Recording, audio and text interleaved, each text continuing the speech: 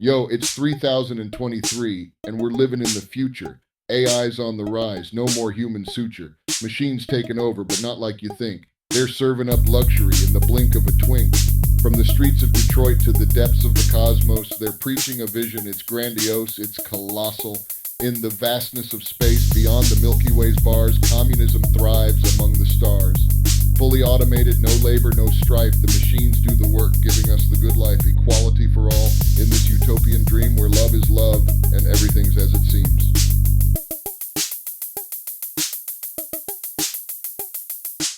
Fully automated luxury gay space communism. A vision so wild, breaks through every schism. With AI by our side, it's a brand new rhythm. Equality, love in this stellar system. Stepping on Mars with my rainbow flag high, machines by my side as we touch the sky. No more billionaires, no more class divide. In this brave new world, we all ride the high tide. Forget the old world with its hate and its lies. Here in space, we've cut all the ties. Love who you love, be who you are. In this cosmic dance, you're a superstar. No more hunger, no more pain. AI's got our back through sunshine and rain. A world of abundance for all to share. With machines at the helm, there's love in the air. So here's to the future and the dreams we're chasing in this world of love, in this cosmic spacing. With AI by our side, there's no more schism. Welcome to the era of space communism. Fully automated luxury gay space communism. A vision so wild, breaks through every schism. With AI by our side, it's a brand new rhythm. Equality, love in this stellar system.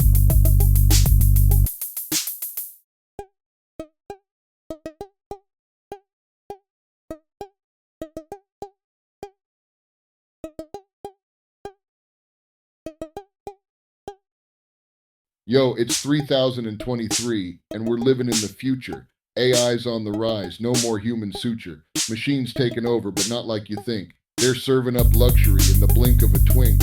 From the streets of Detroit to the depths of the cosmos, they're preaching a vision. It's grandiose, it's colossal. In the vastness of space beyond the Milky Way's bars, communism thrives among the stars. Fully automated, no labor, no strife. The machines do the work, giving us the good life. Equality for all in this utopian dream where love is love and everything's as it seems.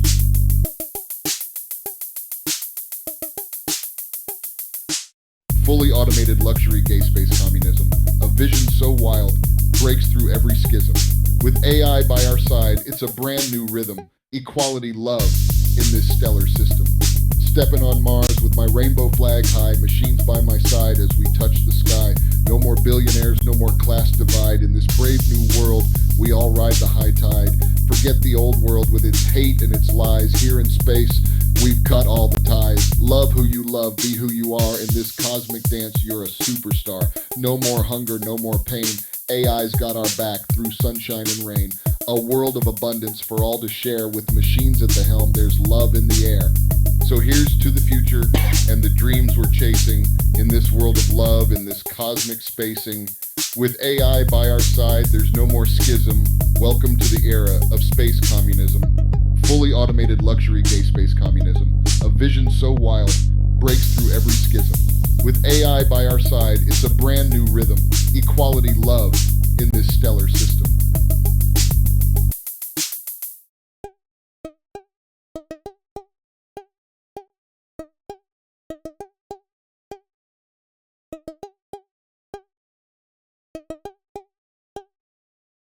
Yo, it's 3023, and we're living in the future. AI's on the rise, no more human suture. Machines taking over, but not like you think. They're serving up luxury in the blink of a twink. From the streets of Detroit to the depths of the cosmos, they're preaching a vision. It's grandiose, it's colossal. In the vastness of space beyond the Milky Way's bars, communism thrives among the stars. Fully automated, no labor, no strife. The machines do the work, giving us the good life. Equality for all in this utopian dream where love is love and everything's as it seems.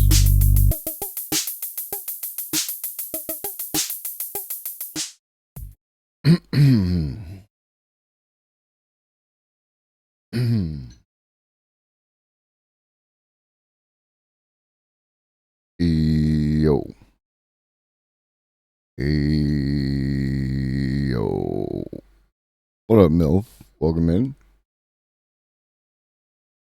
Yo, yo, yo, yo, yo.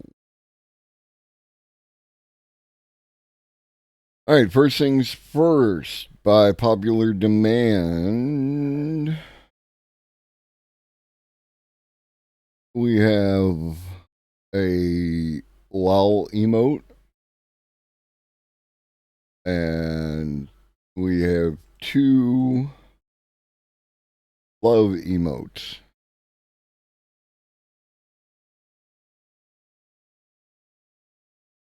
Done and done.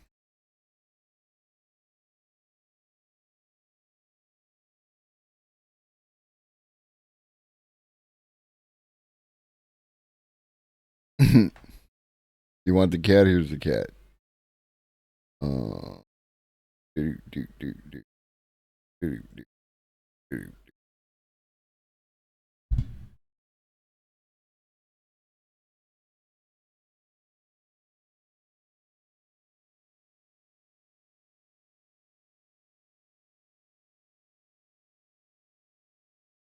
do.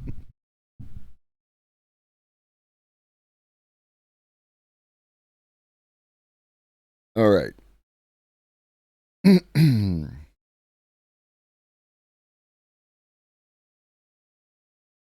Yeah, she's just an absolute. It goes all the way back to when we first got together. Um, she desires to be within my space, and y'all can't hear it, but she's just an absolute purr monster until she falls asleep. So, and when I'm not in the room, she's asleep on the back of the chair. Ferris is one of the good ones. You heard your name, so you had to rise up and reset yourself. All right.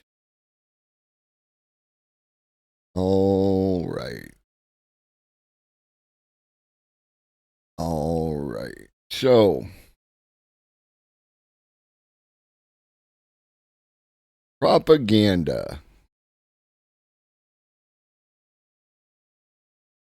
In the interest of shared definitions, it's important to understand that when most people use the word propaganda, they use it to describe what other people are saying, right?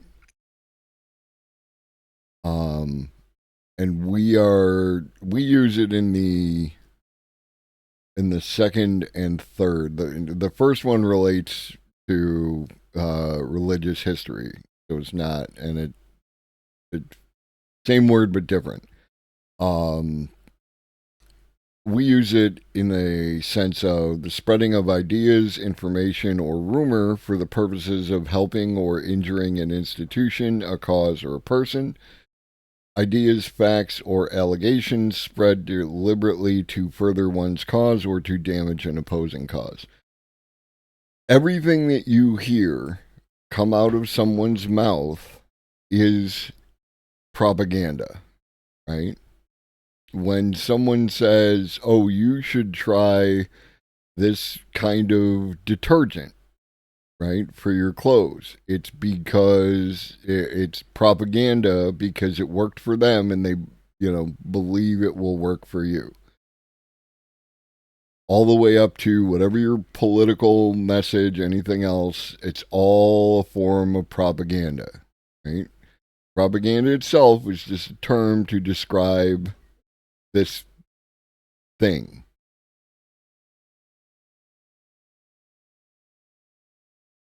Just so that we're all on the same page.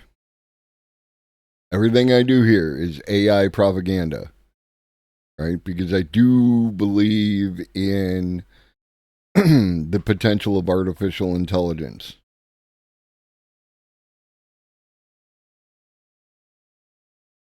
Okay, so in the spirit of spreading AI propaganda, a while back, what is it like? In the year 2000, And in 2011, there was a game, or two games called American McGee's Alice, right? And then Alice Madness Returns. And basically, it was a Alice in Wonderland kind of game. The art was really creepy and weird, but cool. It was really like that kind of thing. And I personally never got a chance to play it. But it looked cool. It looked neat. Um, and since 2011, American McGee has been trying to get the third part, Alice Asylum, um, done, but because EA owns the rights, it's basically never going to happen. So, what does this all have to do with AI?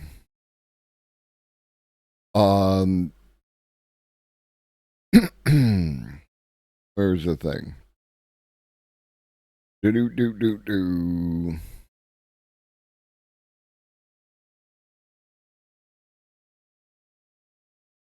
Do do do do. Yeah. The writing was on the wall, and in April, McGee took to YouTube to say EA was out and it was time to move on. He also announced his retirement from game design entirely, so this was about as definitive an endpoint as you get. To be fair to McGee, he has been transparent throughout the whole period of trying to get Alice Asylum made. And while he had a Patreon allowing people to donate, he and others have done a considerable amount of pre production on Asylum over this time, culminating in a design Bible for the game, which is available for download.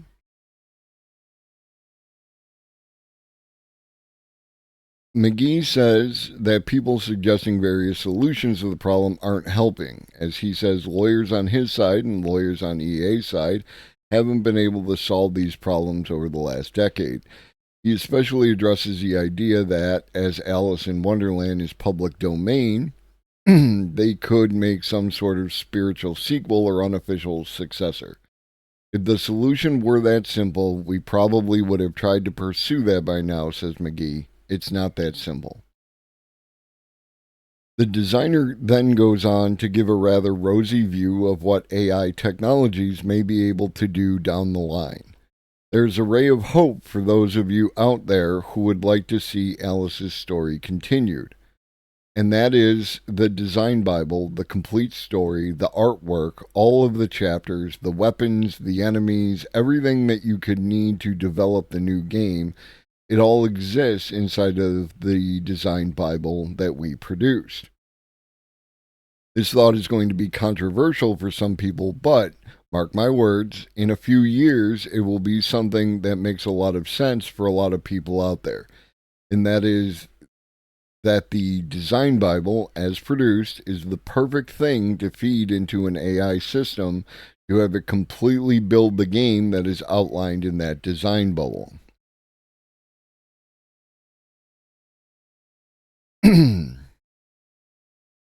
I do believe if you're going to spend your time to figure out ways to resurrect Alice's future, that time would be better spent trying to solve those sorts of AI related problems instead of continually asking me questions to which I do not have the answers, and in relation to properties over which I have no control.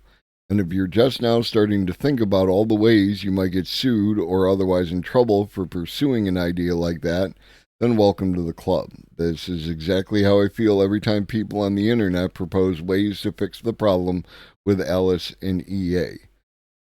And though you could not take this design Bible and make a video game out of it and put it as something that's commercially available,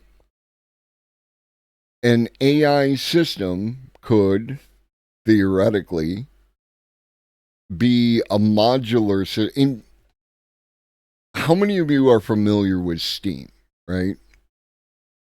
Before Steam, there was still a modding community. Like, for those of you unfamiliar with video games and modding is where you have some additional let's call it software, right? That you can download, some DLC that you can use to modify an existing game. And before Steam, it was kind of a haphazard process. It might not work, it might be janky, and it was basically a shot in the dark, and you may or may not get communication from somebody, when you're trying to install their mod. And some of them are very good, like the modding communities is basically like any other community, a lot of good and some sketch. And what Steam did is it created the ability to have a modding community, but have much more effective mods, right?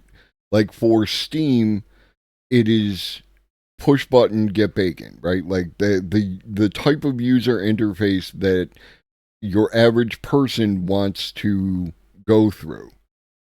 Where the old way was like you had to, copy things to particular file locations and then maybe change some, bits of code here and there within, whatever folders were on Windows. It was a much more involved process, and your mileage may vary.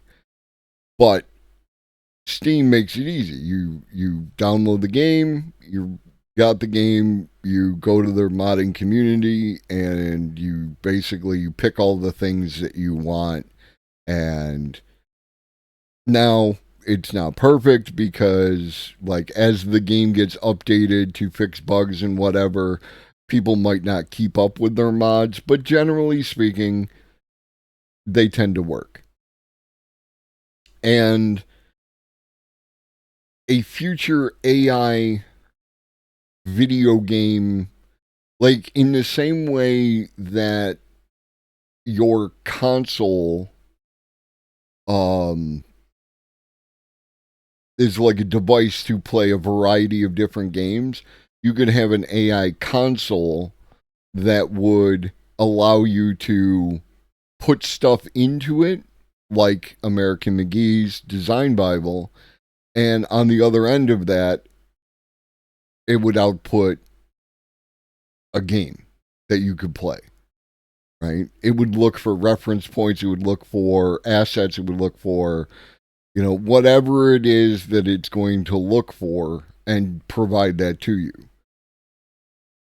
And so while I can go and download Crusader Kings 2 and play a Game of Thrones mod on Crusader Kings 2, there's no licensing relationship between any of these companies.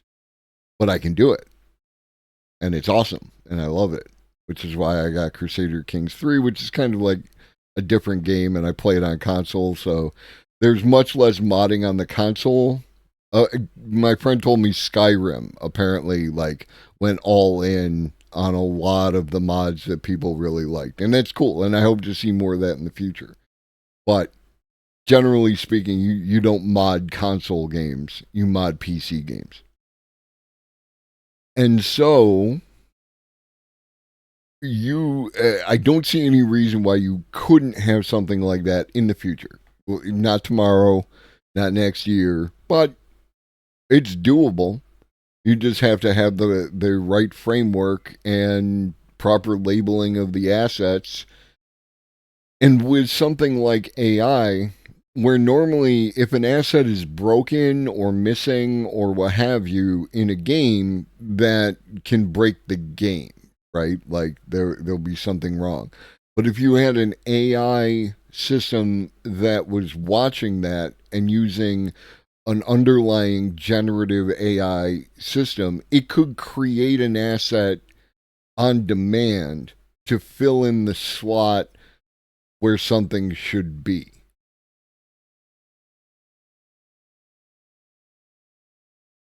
Sounds kind of cool. I hope that is the future that comes to pass. What's next? Do. All right, so looks like we've got official confirmation of AI in the Apple products, right? And of course, we only get a bit of it because Bloomberg, but Apple was caught flat footed when ChatGPT and other AI tools took the technology industry by storm. But the company is now preparing its response and plans to develop features for its full range of devices. Also, the future of the Mac comes into focus. A cheaper Apple Pencil debuts.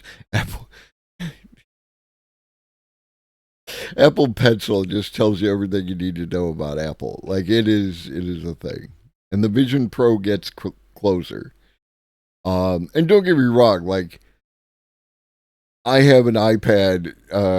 It's the original iPad Pro, and I've had it for years, and it's actually like slightly bent because of my son when he was much much younger and like that. So like the casing separates just a little bit from the screen and it's a whole thing. But like it works and I use it to read comics, so it does everything I need it to do, so I haven't felt the need to upgrade or anything else like that. But it is they do make some fine products. I'm not gonna to say that like their products generally speaking don't have an upside, but they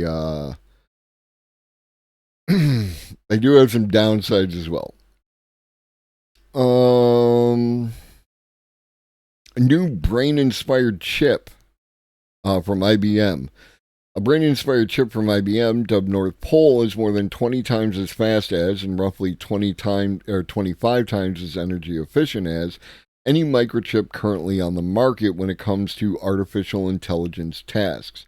According to a study from IBM, applications for the new silicon chip may include autonomous vehicles and robotics. The brain-inspired computer hardware aims to mimic a human brain's exceptional ability to rapidly perform computations in an extraordinarily and energy-efficient manner. Machines are often used to implement neural networks, which similarly imitate the way a brain learns and operates.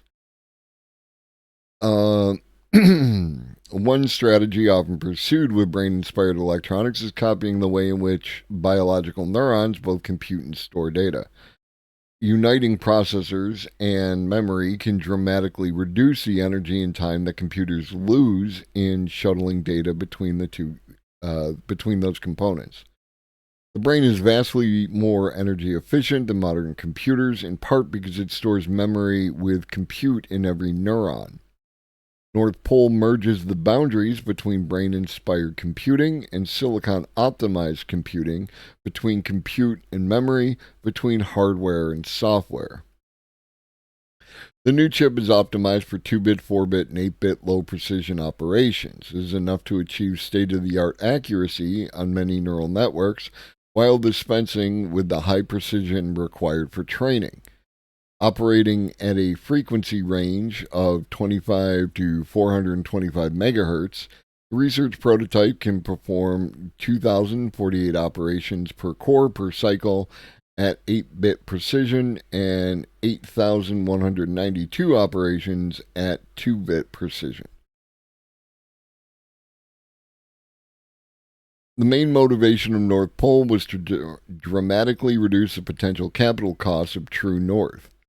Scientists tested North Pole with two AI systems, the ResNet 50 image classification network and the YOLO V4 object detection network, were compared with NVIDIA's V100 GPU, which is not the A100, but it's still a 100, made using a comparable 12 nanometer node. North Pole was 25 times as energy efficient per watt, 22 times as fast, while taking up 1/5 of the area. So smaller and faster.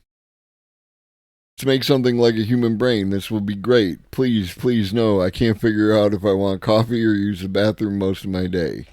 Yeah, no, like, how much human brain? Like, human brain, yes. Human mind, maybe not. Again, your mileage may vary. Okay. For example, compared with the NVIDIA's H100 GPU, again, not the A's, but like one of the state of the art that they're using, implemented using a 4 nanometer node. North Pole was 5 times more energy efficient, and North Pole proved roughly 4,000 times as fast as True North. So that, again, technology is developing faster and faster. I don't think I need to stress that anymore.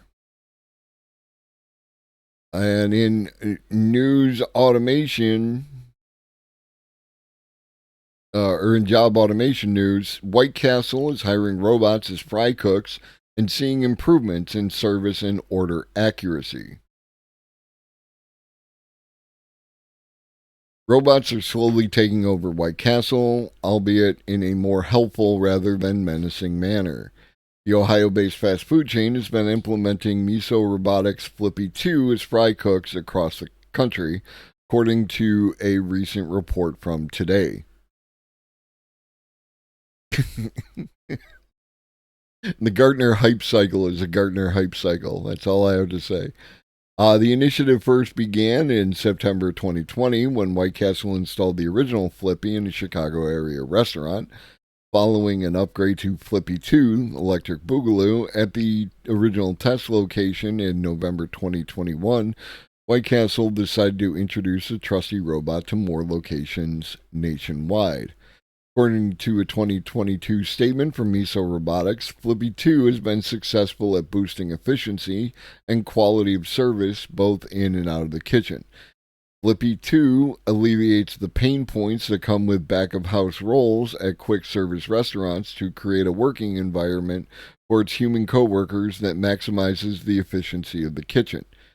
The improved workflow allows for the redeployment of team members to focus on creating memorable moments for customers. Right? What we used to call good customer service. Now we're creating memorable moments for customers. An unnamed spokesperson for White Castle also told the media outlet that the rollout is still ongoing and will eventually be in nearly 1/3 of the company's approximately 350 brick-and-mortar White Castle restaurants across the Midwest, Southwest, and the New York area. White Castle is Skynet in the franchise war? Yeah, like they're going to take down the whole Taco Bell thing. What is what doing outside the kitchen? And I got this from James, and James had a video. Where's my video? I want a video. Hyperlink? Video! Okay. How many of you have worked in fast food? All of this should look relatively familiar, especially if you worked in any of the chain restaurants, right? Article said how it work inside and outside of the kitchen. The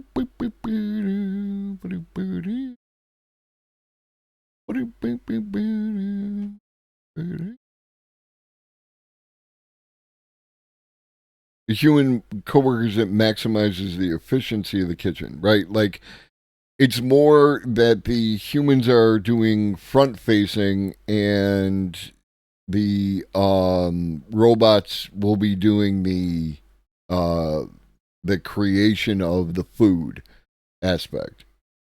I don't see anything specifically, so maybe I trying to flip random shit. No, probably not. What up, Neurolecia? Hamburger robot. This one is currently making fries, but they can also make hamburgers.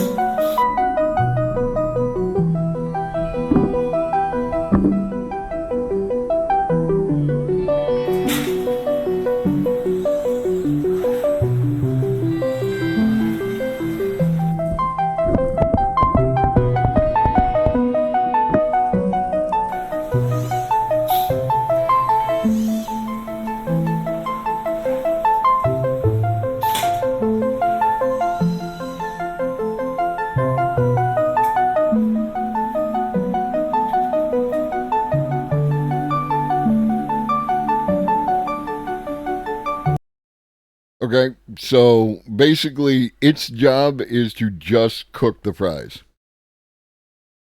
I feel you, W. Pruitt. Welcome in. Like, you say sarcasm, and I get you, and thank you for that. But also, there is something to that, right? Like, it's more complex. But as we have seen, um, just on Monday, they're using simulations, virtual simulation, then that is exactly what I'm looking for out of all this.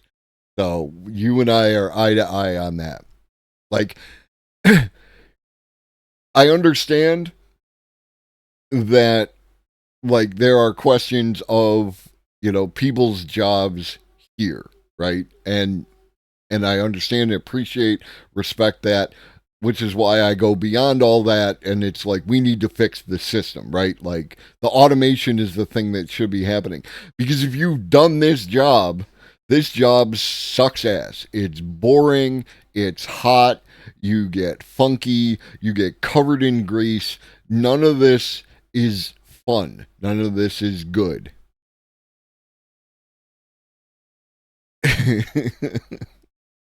I don't know, Neuralicia. Probably not. Yeah, one of the things I think that bugs people out about the robots is that they aren't human enough. They tend to deal with like things as they are, not whatever. Yeah, y'all, if you've done the job, any of it, you know that it's like related. Think angsty teen robots will fill the fryer with ice? Will it lie to the manager saying it was trying to clean it when it gets in trouble?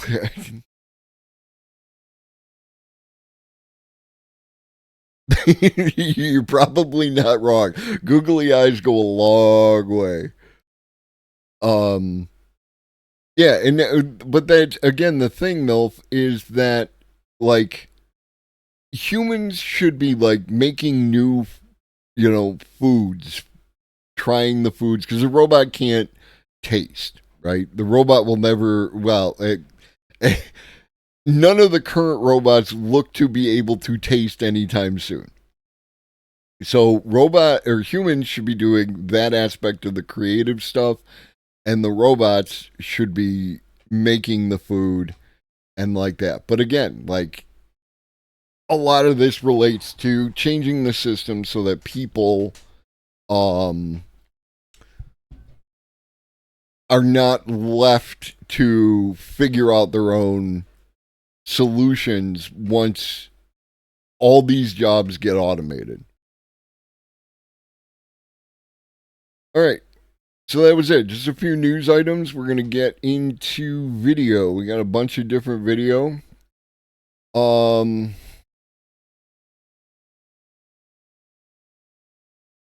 let's save this one.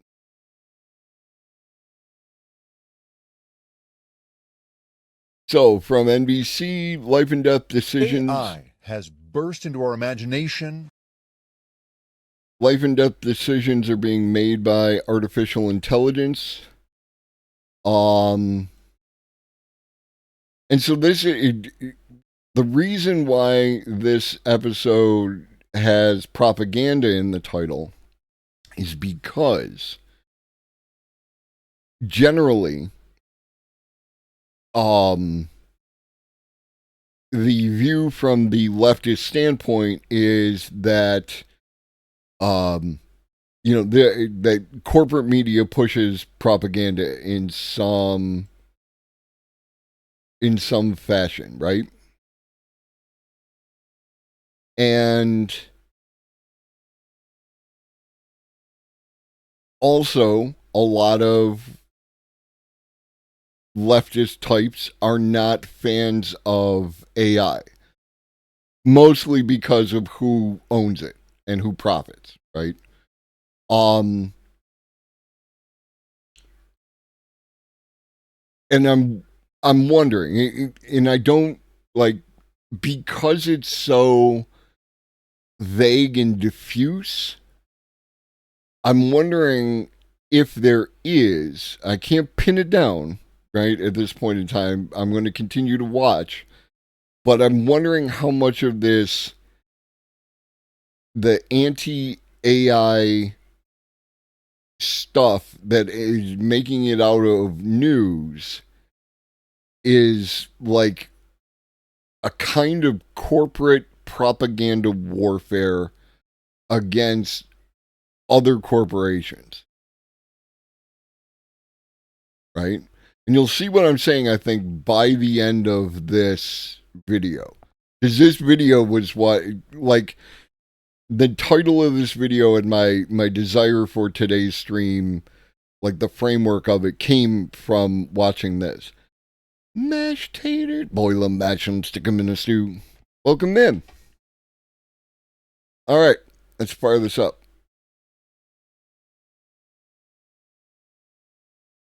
AI has burst into our imagination, our culture, and our daily lives. Because after decades of trying, companies have learned to train it very quickly on huge amounts of our data. And now it can do battle with customer service agents. $100. We went from a $20 discount to a $100 discount in seconds. Even as the creator of the technology, sometimes I'm surprised. Create digital remixes of human creativity. The godlike power to commission any artist in history. Yeah, that's the fun part. And even catch a glimpse of our thoughts. Wow, so as long as I have seen it and you know the patterns of my brain, then the AI will read that out of my brain. Yeah. Yes. Yes. Exactly. AI advocates like former Google CEO Eric Schmidt says it all has tremendous potential. Getting better materials, solving climate change, managing our energy systems better. There's a lot of reason to think that this technology can do all of that. And already it does miraculous things. At Cincinnati Children's Hospital, Dr. John Pestian and Dr. Tracy Glauser are training their own AI to head off suicide in children. It can give a pediatrician an at-a-glance sense of which kids need immediate intervention. An output will say this is a patient at high risk, this is a patient at low risk, or we just don't have enough data right now. Roughly 30 to 40% of mental illness, adult mental illness, started as a child. And so you want to be able to pick that up early. They spent millions on building and training it by pouring electronic medical records, records of doctors' visits, even suicide notes through it.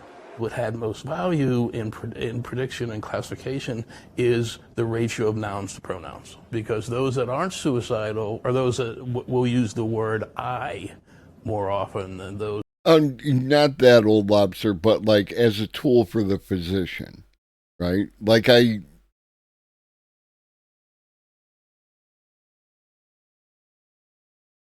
know what I mean? And Milf, I understand what you're saying, but at least the meta version that works with Meg that we covered on Monday and Friday,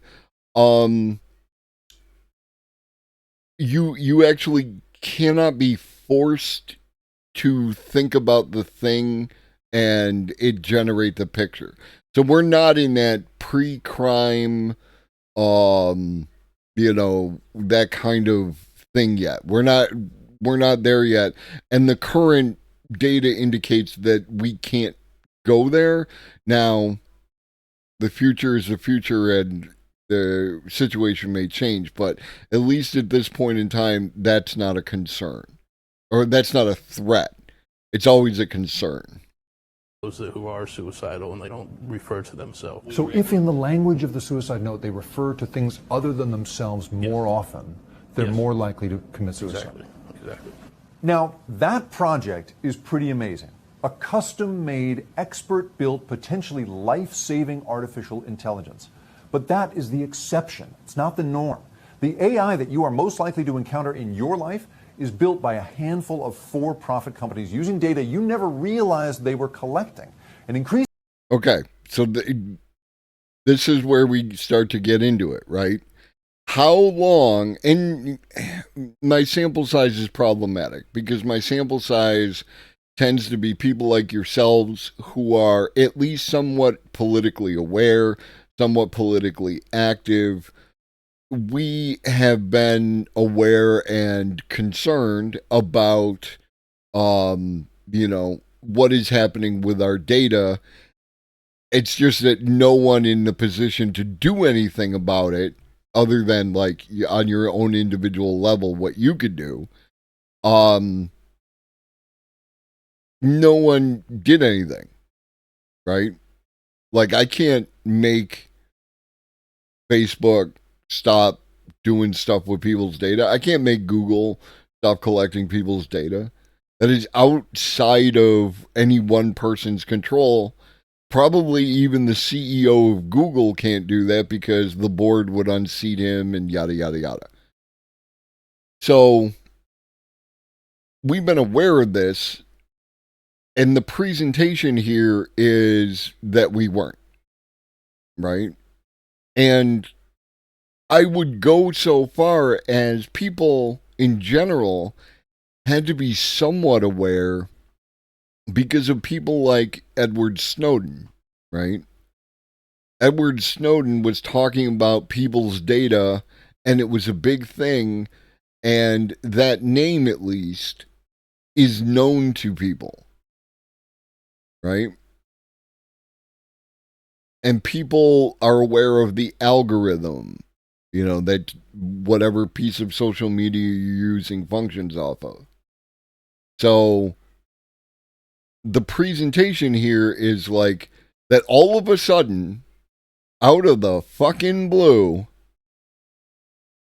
our data is being used by people for bad reasons or questionable reasons. And that's why I'm wondering about what kind of propaganda wars is happening here. Or is this, maybe I'm overthinking it and this is just standard way that news is using invective and hyperbolic language in order to do the same thing that social media algorithms do and try and keep you engaged. Increasingly, it makes decisions about things that are really important to you, whether you know it or not. Life and death decisions are being made by automated decision-making systems, and they're determining people's access to government support for housing, food, medical care. University of Baltimore law professor Michelle Gilman and her students help people fight for benefits that have been wrongly denied them. And increasingly, she finds out that algorithms bought from a secretive company are at fault. I've been in hearings where no one in the room can describe for me, how does the algorithm work? What factors does it weigh?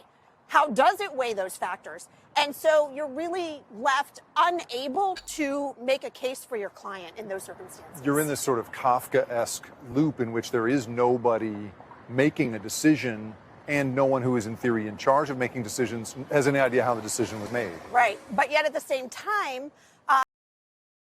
And I would go so far as to use that as a lens to describe a lot of non-AI and algorithmic systems, right? Ow, ow, ow, ow,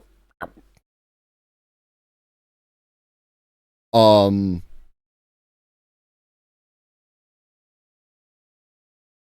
I mean, that, like, when Kafka wrote about that kind of thing, there was no AI, right?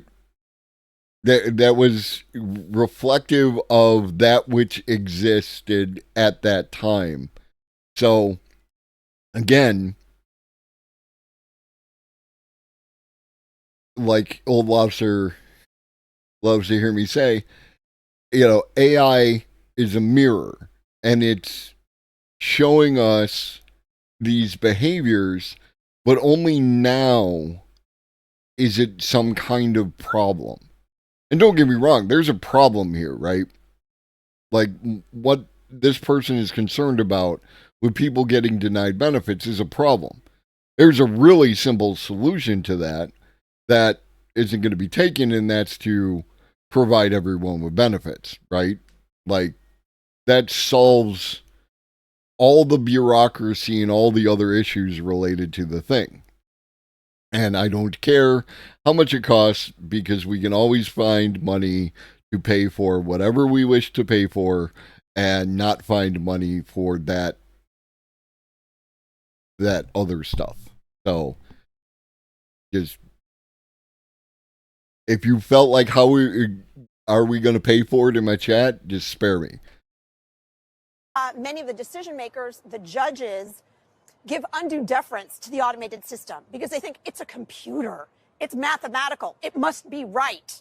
Gilman says that once upon a time when people could come into an office like this one to get things sorted, there were problems, sure. The potential for harm is just much greater when these flaws are embedded in algorithmic systems. The invisible power structures we are assembling by accident and on purpose have the potential to change not just individual lives, but the very future of humanity. This isn't intelligence. This is basically a sort of warped mirror of what's on the... Again, how do you define intelligence? This person defines it in a very particular way. And that's pretty much the way that if you believe in the capabilities of artificial intelligence as equaling or exceeding humans, then you are seeing artificial intelligence now. If you believe that humans are special and that these artificial intelligence things are just tools, and all they will ever be is just tools, then you will never be satisfied, and you will move the goalposts to whatever. And I'm totally propagandizing here because it irritates the shit out of me. I think at the heart what irritates me is that we lack a shared definition of what these things mean, which allows people to use their own choice. On the internet for the last 20 years. Meredith Whittaker was an early AI researcher at Google. She left after leading walkouts over military contracts and Google's handling of executive misconduct. Google made several changes to its products and refine my dislike of the mirror statement, by the way, I think can be inflated with the stochastic parent talking point that AI will only be as much as we are and not possibly anything more than a reflection of ourselves. And that's fair. And I say it as in the way that I did as like, you know, a subtle dig, as you are wont to subtly dig at me on occasion. But with all the best of intentions. Right now, I think that it's a fair statement that AI does act as a mirror because it shows how we as humans are not living up to our own potential and how we, treat each other and take care of each other and take care of the world, and that we don't have a lot of the answers that we seem to think that we do. And that is everything as it exists now. Right. And it's good. That shows growth on your part, and that's a beautiful thing. Like, that's one of my favorite things, to see. Yeah. In its current state, it shows where we have failed and continue to fail. And in the future,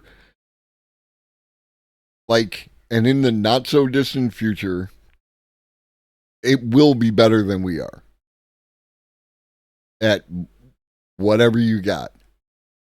Policies after the outcry. But Whittaker says it's the issues around AI that worry her most. What it really is a probabilistic engine designed to spit out things that seem plausible based on a...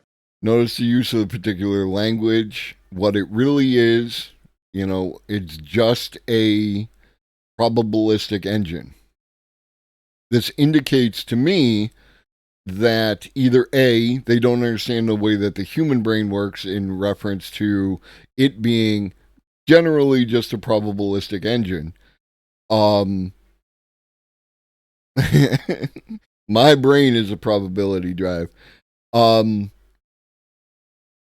Because like with the idea of humor and horror, they function at their best when they subvert our expectations, right? Like that is why we like those things, because your brain expects to see certain things. And again, read the book 1,000 Brains. It's got some really good stuff in there. I don't agree with everything, but that's a story for another time.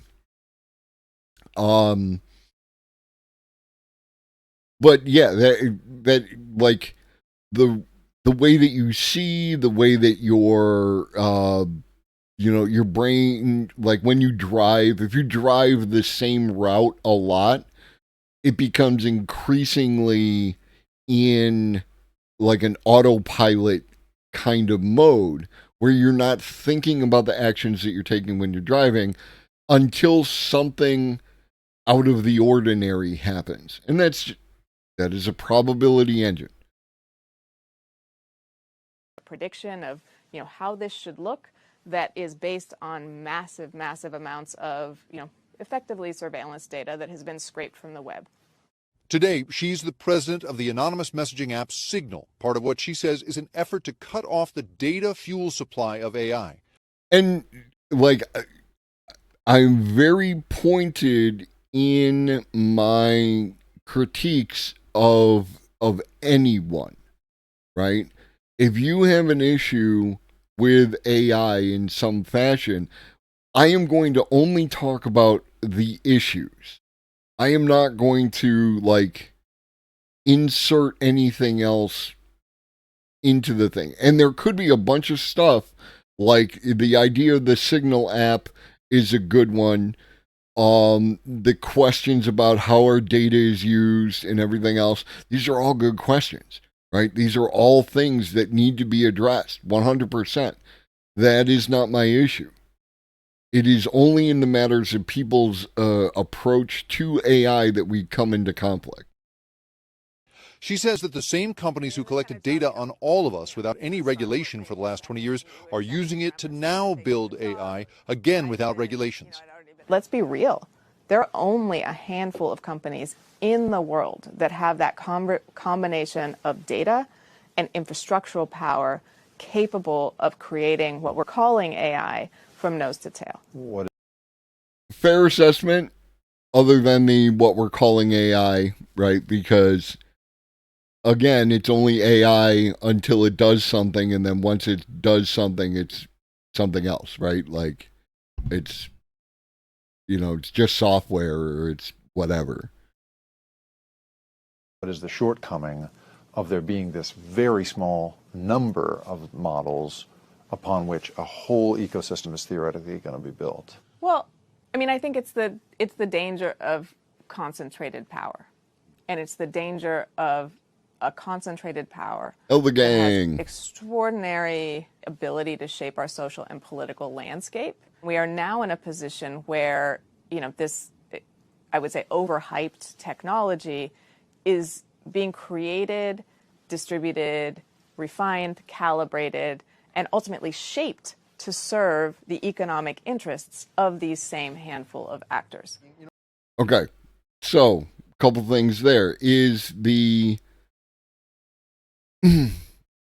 this is something that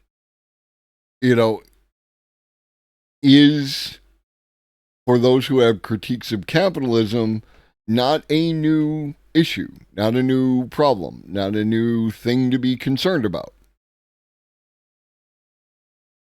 Right?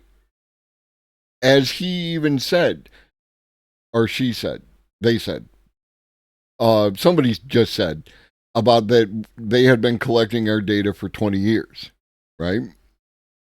This is an extension of the capitalist process regarding marketing that has been going on for probably however long there has been marketing, right? It's about gathering the data in order to get your product in front of the people who are most likely to purchase it. So, like, I mean, again, don't get me wrong. I have issues with capitalism, our data, the sale of these products.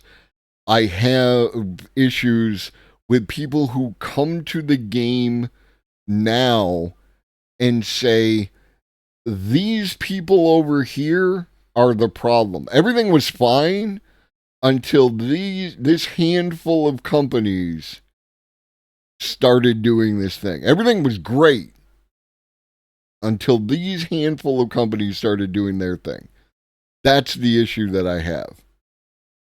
If we're going to talk about the issues of capitalism, then let's talk about the issues of capitalism. Right? If we're going to talk about who has the combination of industrial, capacity and resources in order to do a particular thing, then let's talk about that.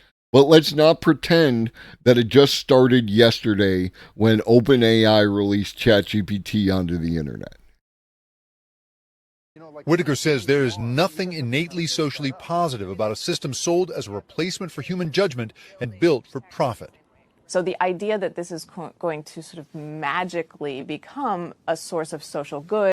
See, magically, right? Like, it's not magic. All of my conclusions and everything that I've ever said on this channel regarding my expectations of how these tools, these AIs, these companies, the political leaders, the countries, anything is strictly based on the idea that they are going to do what they are going to do as they would normally do it. I don't require anyone to have a dramatic change in any type of behavior for any of the things that I talk about. Right? I don't deal in fantasies. It's like I deal in a progression of events. This is happening, this is happening, this is happening. And so the next steps are likely to be this, and this within this environment and framework.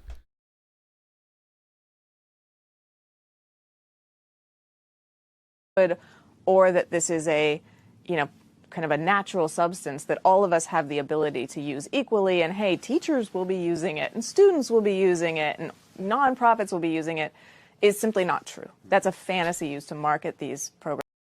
Teachers are currently using it now. Like, this is that statement. I understand what I think that they were trying to express, but that's not what you said. And if I cannot deal with what I think you might mean, I'm going to go strictly based upon the words that come out of your mouth. If you mean something different, I will give you all day to explain what you mean, with all the grace and all the space I can muster. Right? Because I really want to understand you. I don't want to judge you by something that you don't mean.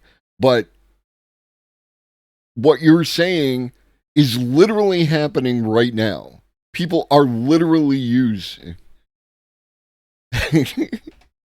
That's the thing. It's in Paradigms Chat. I referred to, the fact something, I can't remember what it was, but something was said in a video or whatever, and I said we were post-word, right? Like, that things mean whatever people want them to mean, and I was accused of sounding like Jordan Peterson, and it's like, yo, whoa.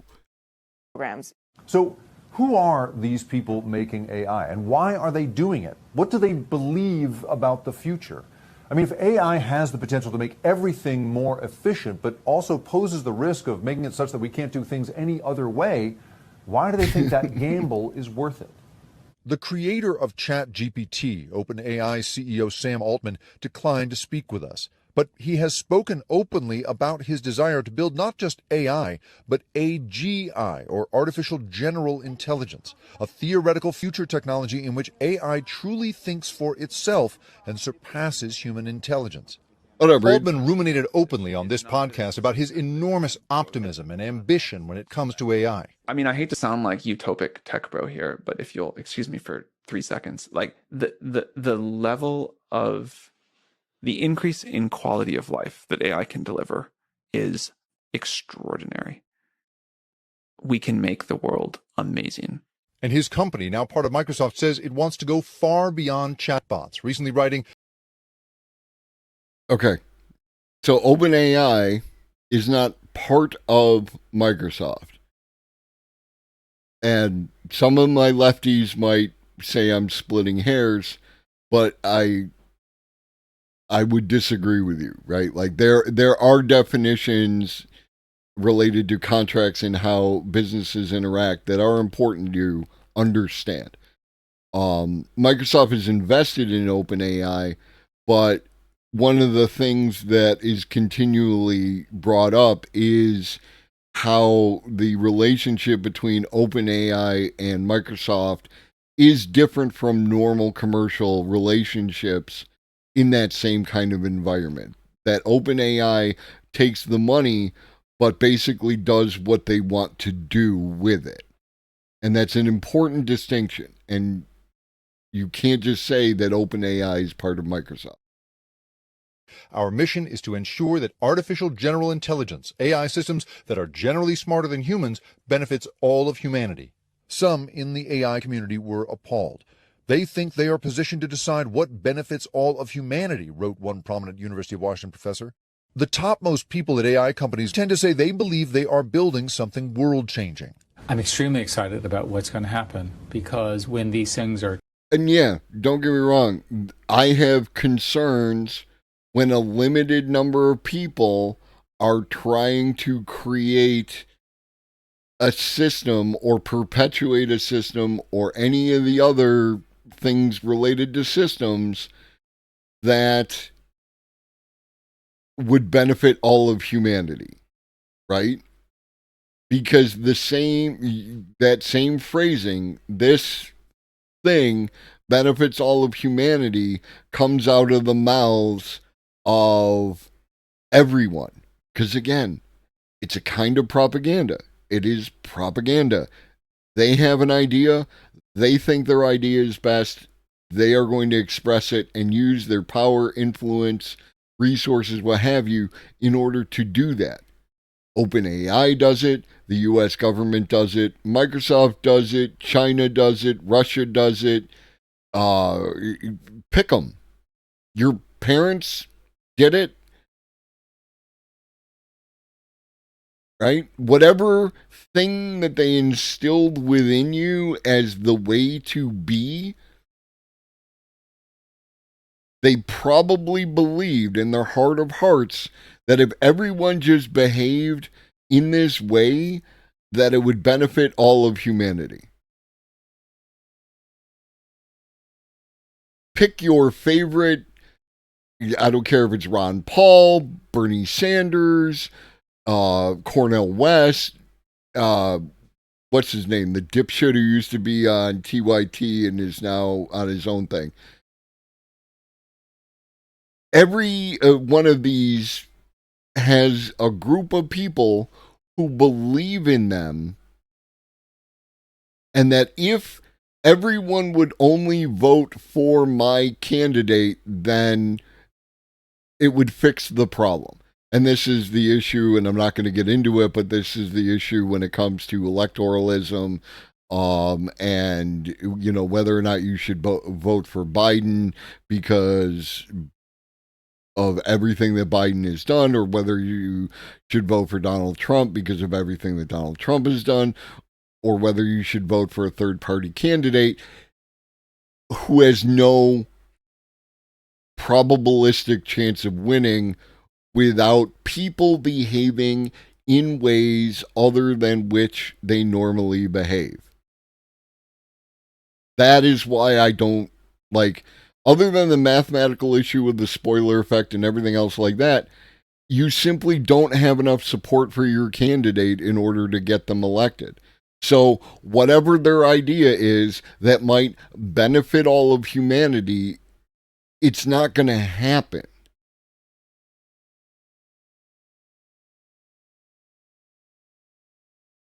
10 and 100 times larger, they're going to be much more useful in terms of solving the problems of the world today. Climate change, Human conflict. scientists, new strategies, new ideas. They will write poetry in great ways. They will inspire humans. Former Google CEO Eric Schmidt has been an advisor or boss to Altman and other top U.S. AI builders. Do you feel like, is the community of AI leaders that you're part of also in agreement on what the potential is in the future, AGI and the rest of it?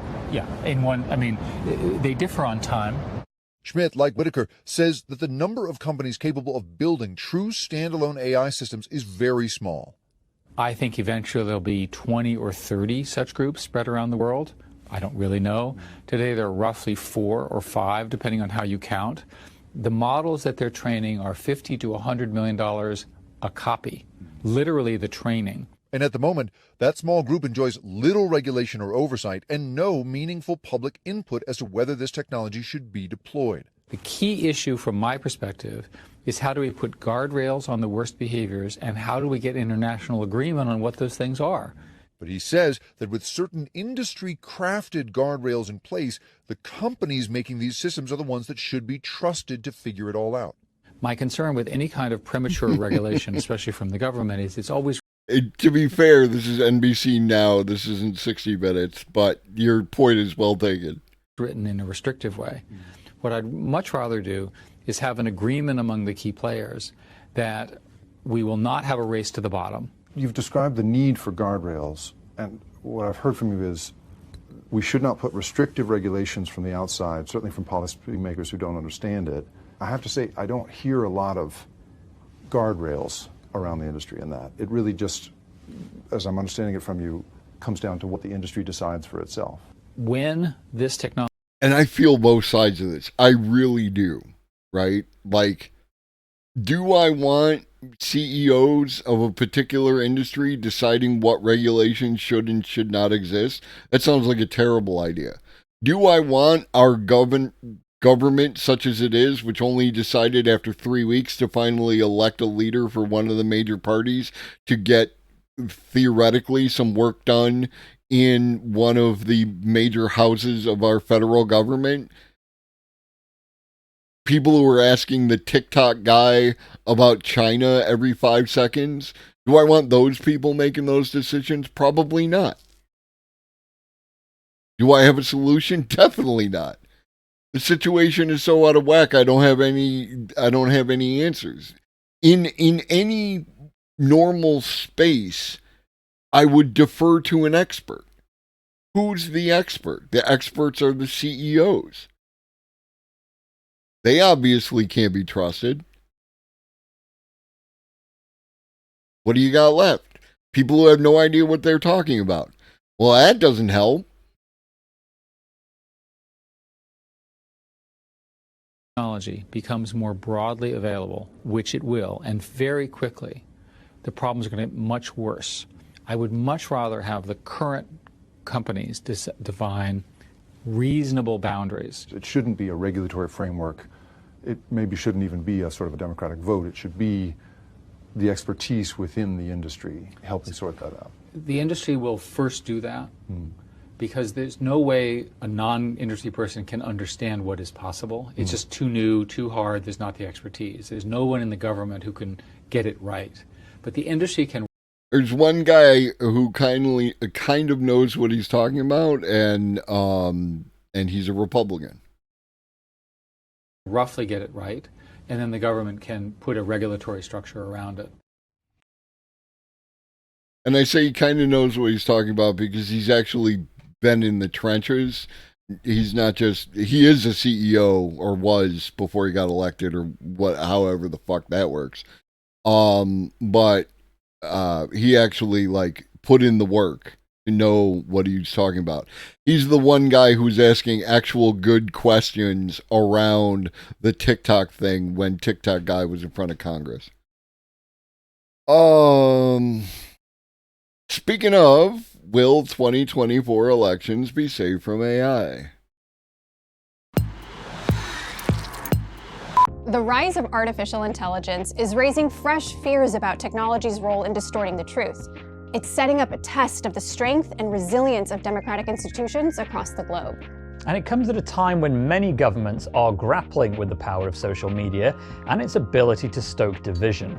So in an effort to sidestep mistakes of the past, lawmakers are racing to put up guardrails for a technology they don't fully understand, while AI leaders vie for a bigger role in shaping them. Now, both camps don't exactly have a great track record here, so why would AI be any different? In this episode of AI IRL, we'll explore what's at stake for democracy. I did not pre-watch, but this is like, that was a perfect segue. Thank you to internet folks. If it isn't.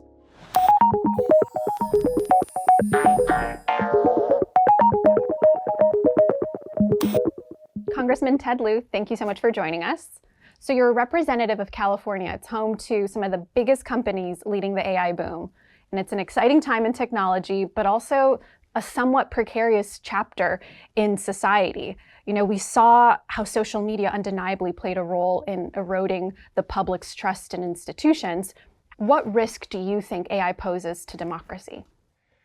As a recovering computer science major, I am enthralled with AI. It is going to move society forward. It already has. There's already some big risks that we also see, and we have to mitigate those risks while reaping the benefits. So in terms of democracy, AI is very good at doing fake videos, fake voices. If you give an AI algorithm half an hour's worth of your voice, it will sound just like you, Jackie. If you give it 2 hours worth of your voice, your family members can't tell the difference. And then you can see how that could be quite disruptive to democracy and just to regular scammers in everyday life where people might get tricked by AI. How worried are you? I'm somewhat.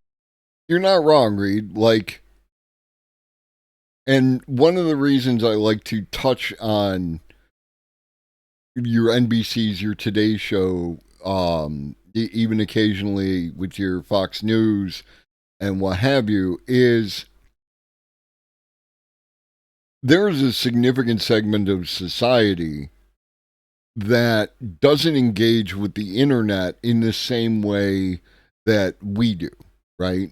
Like, we all watch YouTube videos, we all watch internet content. Our version of this, what's happening right here, are, you know, a couple of streamers or a streamer doing political or, you know, economic analysis or whatever, and occasionally getting to talk to someone, you know, with more knowledge in a particular field than they would normally have. And that is, like, it's important to remember that not everyone is hearing the same information that you are hearing, so that when you're there and someone says something that, like, is completely false, based on the information that you know, it is completely true from the information that they know, right? We'll even say absolutely true facts. Their facts and their analysis comes from a different place, and you have to understand where they are if you want to convince them. If you just want to dunk on them, then you can just dunk on them and it doesn't matter. But if you actually care about propagandizing for the AI or whatever, right? Again, whatever your thing that you want to put your effort into, you have to do it from wherever they are, not from, you know, like, you know, you want to do class consciousness and worker power. You can't come at them from the pages of Capital. You have to come at them from, you know, their perception that their jobs are taken away by the woke corporations and so forth. And you have to dismantle that in one sense, while at the same time creating a framework so that their entire life doesn't fall apart and they don't freak out. It's surgery. It's not, you know, a sledgehammer. I'm somewhat worried because when social media first came out, people were fascinated by it. They took it seriously. And then over time, they realized, oh, we shouldn't trust everything we see on the internet. And that's what I want people to see with AI. That's some day one shit, my man. Like, what do you mean this van doesn't have free candy in it? What's going on here? AI and the internet. They need to have some skepticism and not trust everything that they see and do some double checking.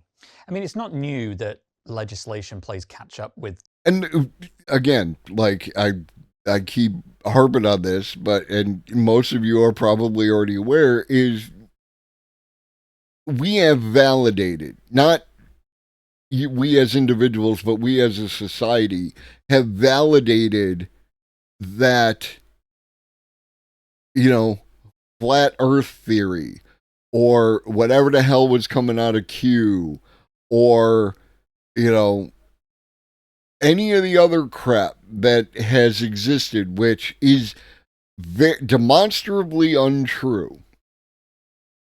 It has still been validated by society because it is part of the public discourse.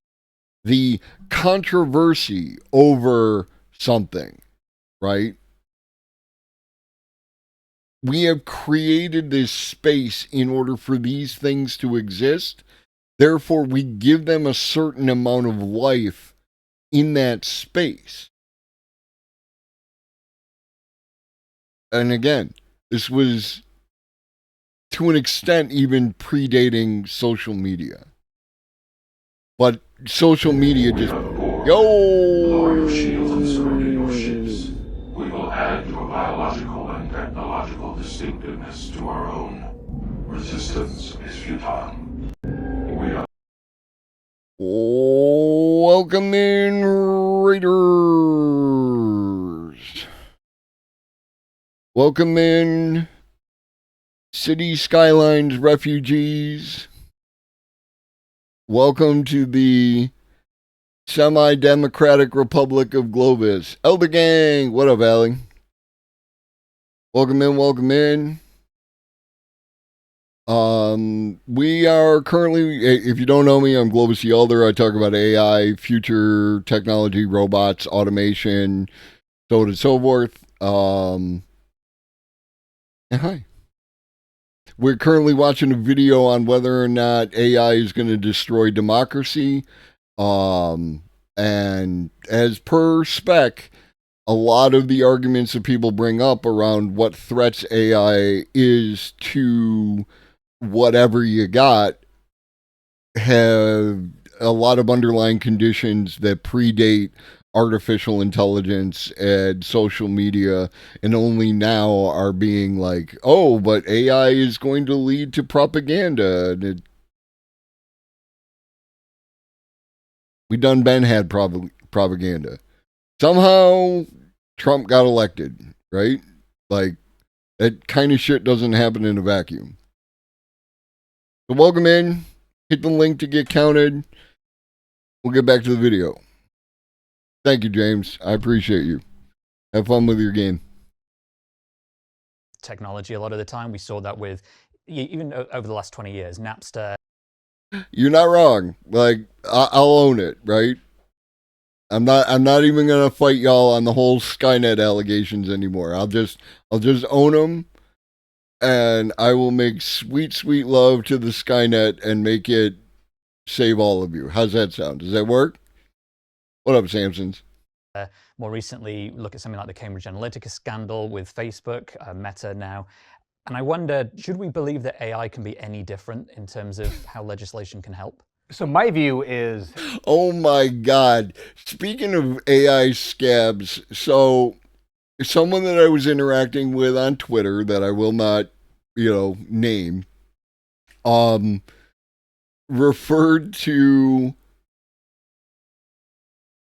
ChatGPT as a scab, and I'm like,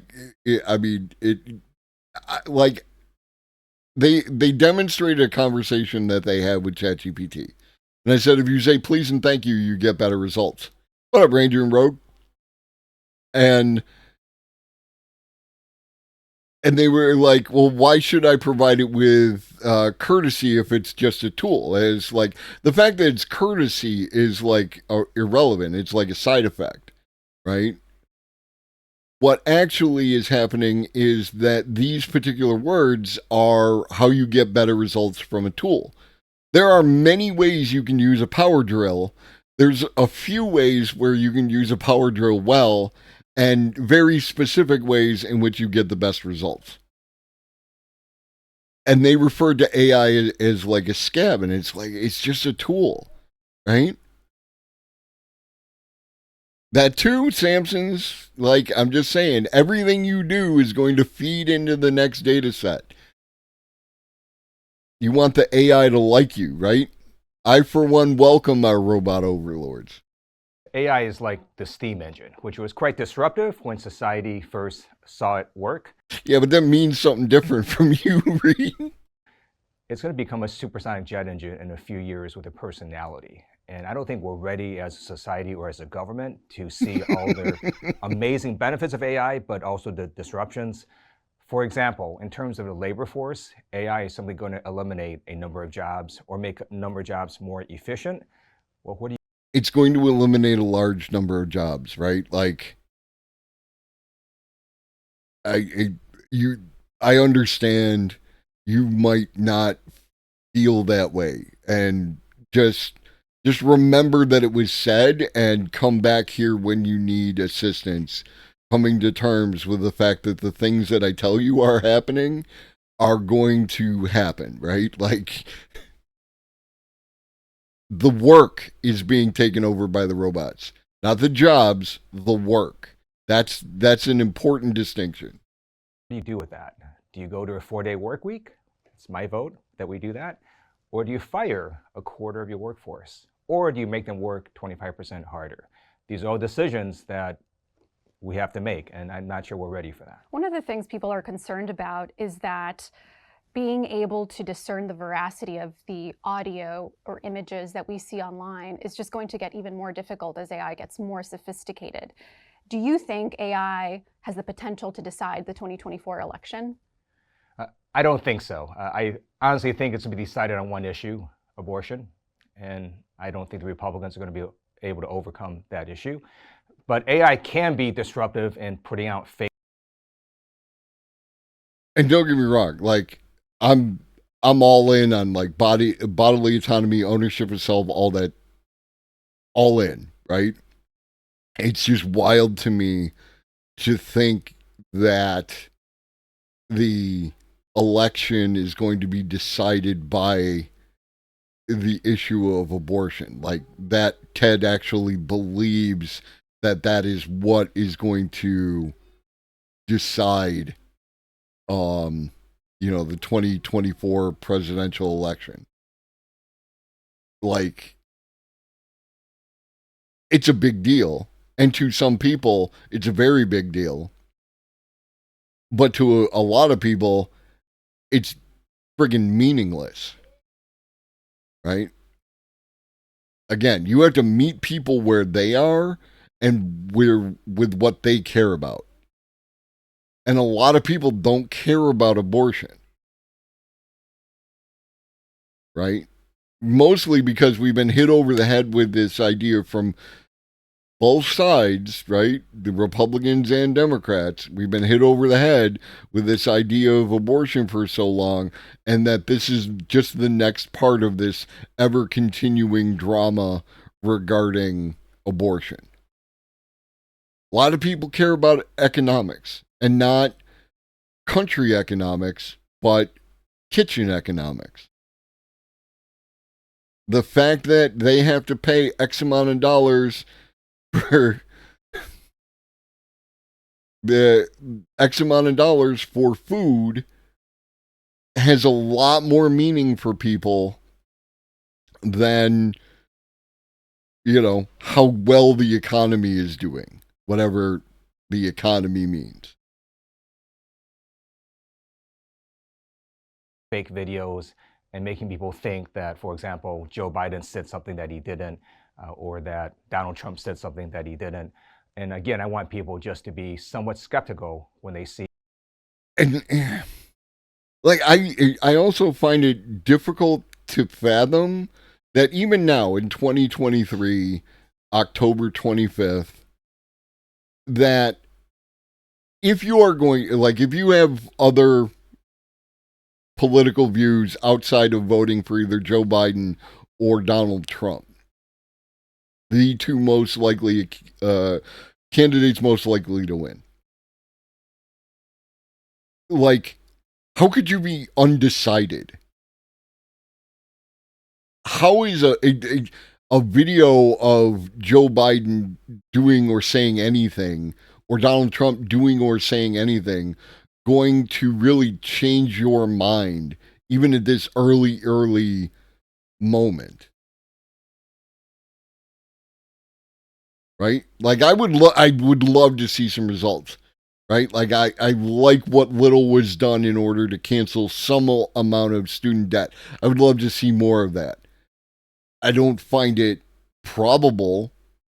And if I am going to vote for Joe Biden, his lack of increasing the amount of student debt elimination is not going to make, oh, well, fuck him, I'm voting for Donald Trump, right? Like, the best case is that you're going to stay home. I don't know. The videos, especially political videos. When it comes to reining in AI, you and some lawmakers have proposed that a national commission take a deeper look into what actually needs to be regulated before actual regulation is written. Talk to us about your thinking there. So I've introduced bipartisan legislation that will create a national bipartisan Blue Ribbon Commission to make recommendations to Congress as to what kinds of AI we might want to regulate and how we might want to do that.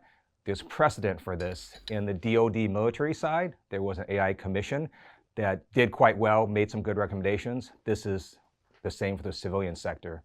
And when we look at AI, because it's so massive and so broad, I think we need a commission that is transparent, that can narrow down the issues we have to focus on, and then give us some recommendations on how to go forward. But is there a risk that we miss the window to regulate it because we're busy creating a group to structure that regulation where AI is just, it's going to keep going?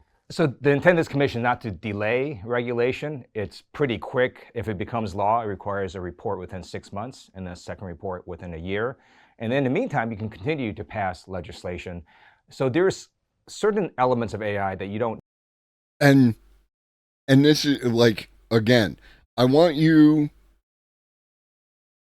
most of you coming from James's stream are at least politically aware enough to know for the last 3 goddamn weeks, the Republicans have not had a person to run the House, right? Like that nothing has gotten done in the House up until, like, I mean, it still hasn't gotten anything done because they just elected a guy today to do that, right?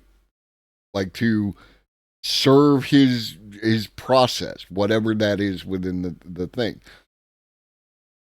And this well-meaning individual here, like, I don't want to say that Ted doesn't have a certain amount of faith in the power of government, but that somehow we are going to get from here to any kind of meaningful resolution within any amount of time, as, like, day by day and week by week, new developments are happening within the field of AI and automation that are making things that happened earlier this year in the same field less and less relevant. Need a commission to talk to you about. For example, AI that can destroy the world. So right now How do you even start? Like, there's literally a what you call it? Like a group, right? Like this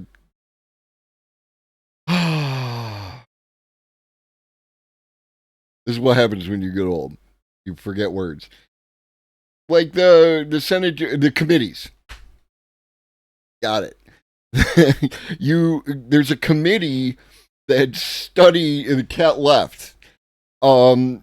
Committee to study the weaponization of the American government, right? Like, this is a committee that exists, and yet somehow we are going to get meaningful resolutions regarding artificial intelligence. I'm not joking.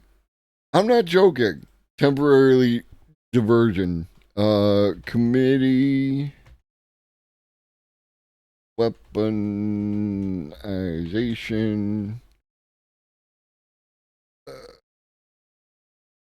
of government. And the new guy, the Select Subcommittee on the Weaponization of the Federal Government.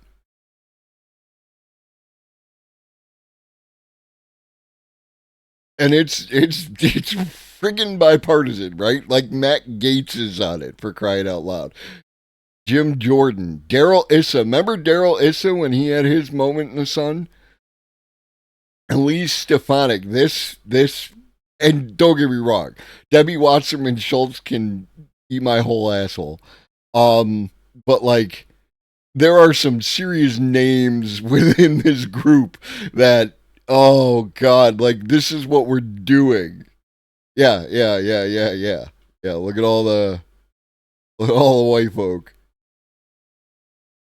And they've had hearings, right? Like, they did stuff, theoretically.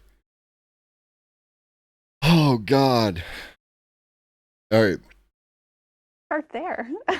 So there are these weapons in Department of Defense known as autonomous weapons, weapons that launch automatically. So I've introduced bipartisan legislation that basically says no matter how amazing AI ever gets, it can never launch a nuclear weapon by itself. There's got to be a human in the loop. So that can proceed and become law, and other sorts of bills can become law while this commission looks at the broader pictures of AI. You've talked about tapping experts to help you kind of develop some of that understanding. And Congress people have invited people like Sam Altman and other tech leaders on the Hill to really talk about their view on how this technology should be regulated. But do you think that lawmakers have gotten too cozy with some of these tech leaders? That is always a risk. So I worked with the vice chair of the Republican caucus. I'm the vice chair of the Democratic caucus. Let's rephrase that question. Do you feel that people in government have become too cozy with people in business? Let's ask that question, right? And we brought in Sam Altman for a bipartisan dinner. It was a terrific dinner. He was very instructive, and I thought it was very helpful. I also made a point to bring in other civil society experts who had different views of AI risks and AI bias, to make sure that members were getting both sides of AI. This AI National Commission bill that you put forward, it's a bipartisan effort, but I'm curious what your thoughts are on how a Republican administration would regulate AI. I think the best way to think about AI is it's not a human being, it's not sentient, it's a tool. And tools can be used for good purposes or bad purposes. So there's nothing particularly partisan to me about AI or about technology in general. And that's why I think if you look at Congress, we've done a number of bipartisan bills, for example, on cybersecurity. And to me, AI is in a similar realm where it's not really a partisan issue. It's how do we want to make sure that we reap the benefits and mitigate them. It's not really a partisan issue, but what's his name? Halsey? Just like, I guarantee you that he wants something in the bill related to that it's going to stop TikTok. Do you think it's a unifying issue in some ways? It could be. So, we don't want, AI to destroy the world. So hopefully we can unify on that.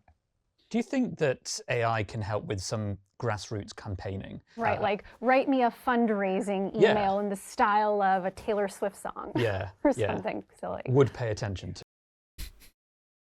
Even as it came out of her mouth, she felt like the high hopes level of cringe that was. AI could totally do that. And so I am assuming both political parties are going to be using AI, not only in this election, but in every upcoming election.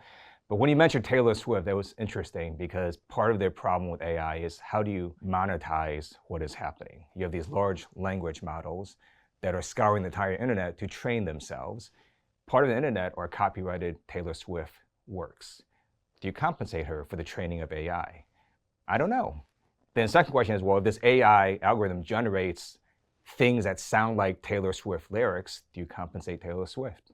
I don't know. Well, on the topic of kind of the relationship that the technology industry has with Washington, it's undeniably going to have to be much more intertwined, given everyone is still ramping up their understanding of what AI is actually capable of doing. Do you think leaders like Sam Altman are in some ways more powerful than lawmakers themselves? I don't. I think he's helpful in providing information. No, you would not be blind. I guess we never. I think that would be a art, right? So there is now a meme section. See, I am a font unto my people. If you ask, I will. No, there's a section. If you want to put it out, right? If you ask, I make it happen. Other than the beard stroke emote, I still haven't gotten around to that because I can't, But I do have new emotes. There's 2 love emotes and a laugh out loud emote that y'all can make use of, and if you're a subscriber, you can make use of elsewhere.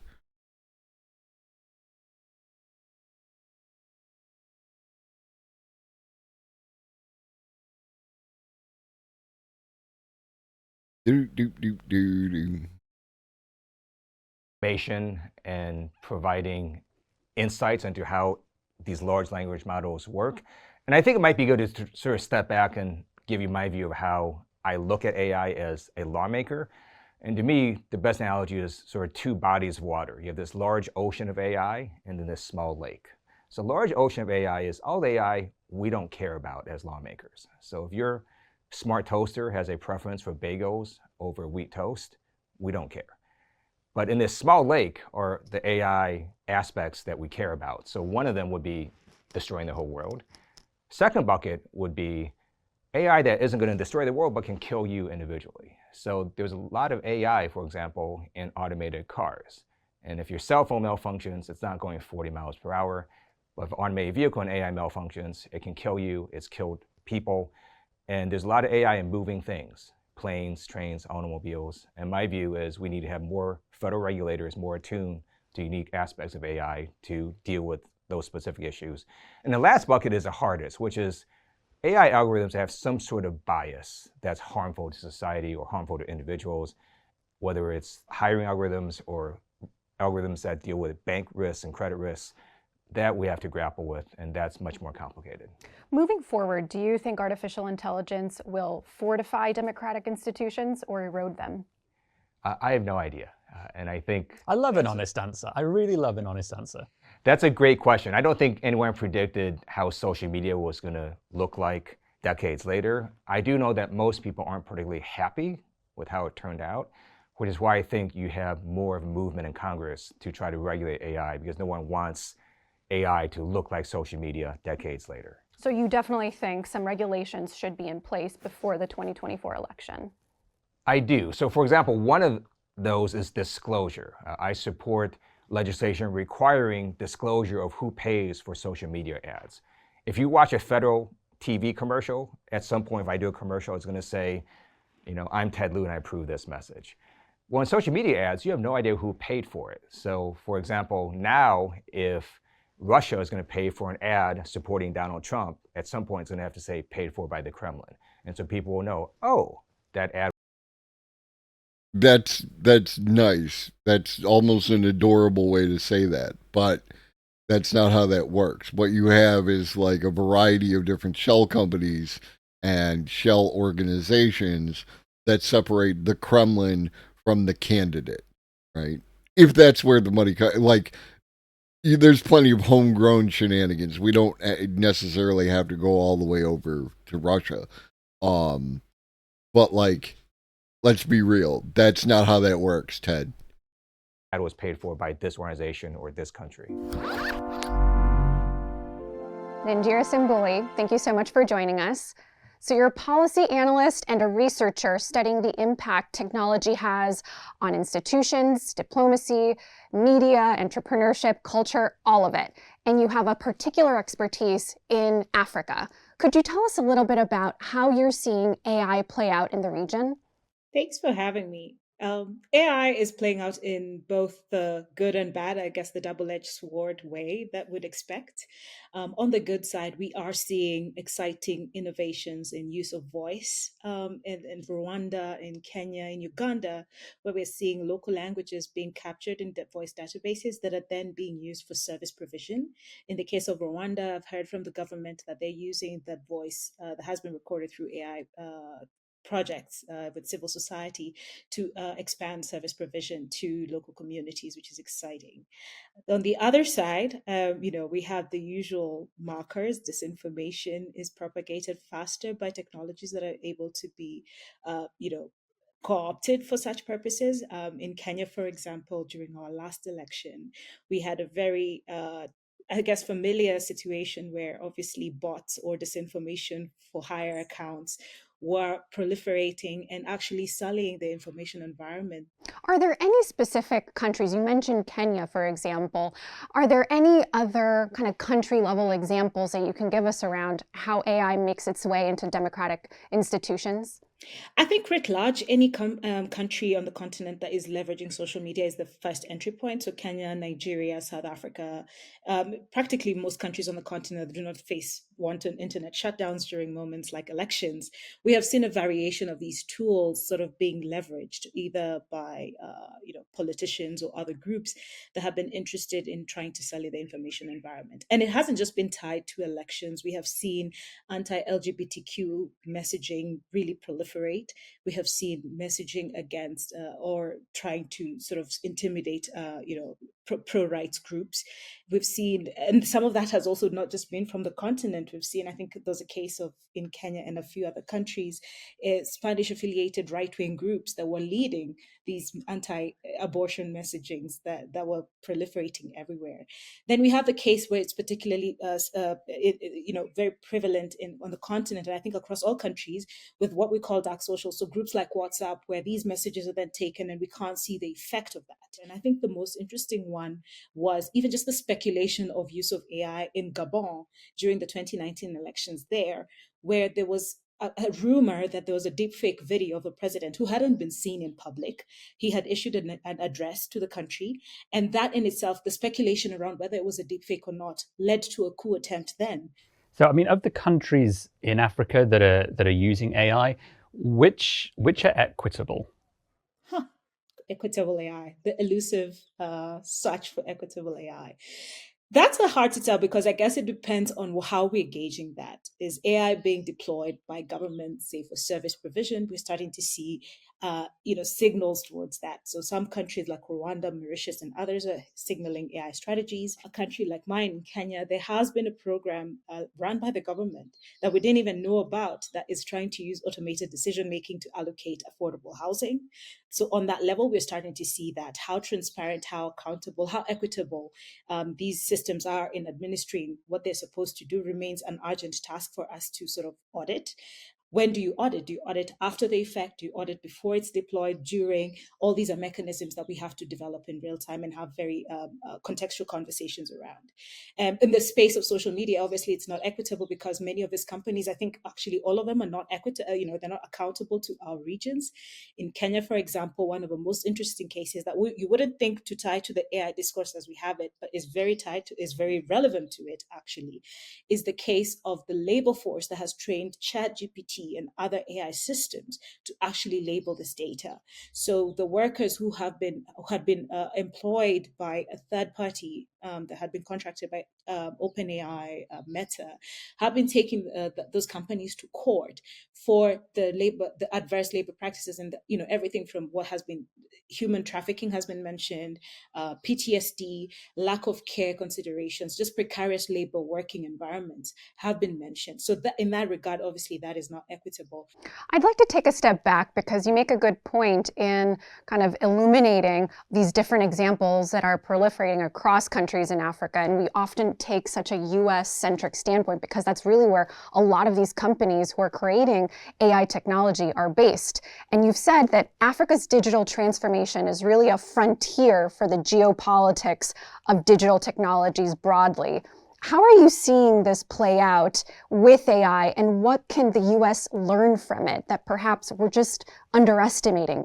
Africa and perhaps Asia and Latin America currently are in an interesting position where everybody, that is the US and China writ large, are trying to get them to fashion the transformation pathways to their image. So you have either the kinds of technologies you're told you can use. I think Huawei was familiar in the US context, being banned in US. That argument to African countries is moot because that company in Chinese technology has been the backbone of the infrastructure that has connected us today. But at the same time, while they have the hardware element locked, the social media, the application layer is predominantly US companies that we're leveraging, and then the entry of TikTok.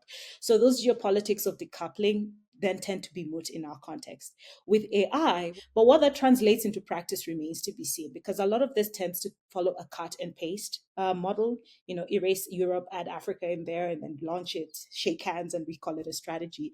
But is it representative of not just the governments, but other stakeholders who are supposed to buy into it and be guided by that in AI adoption?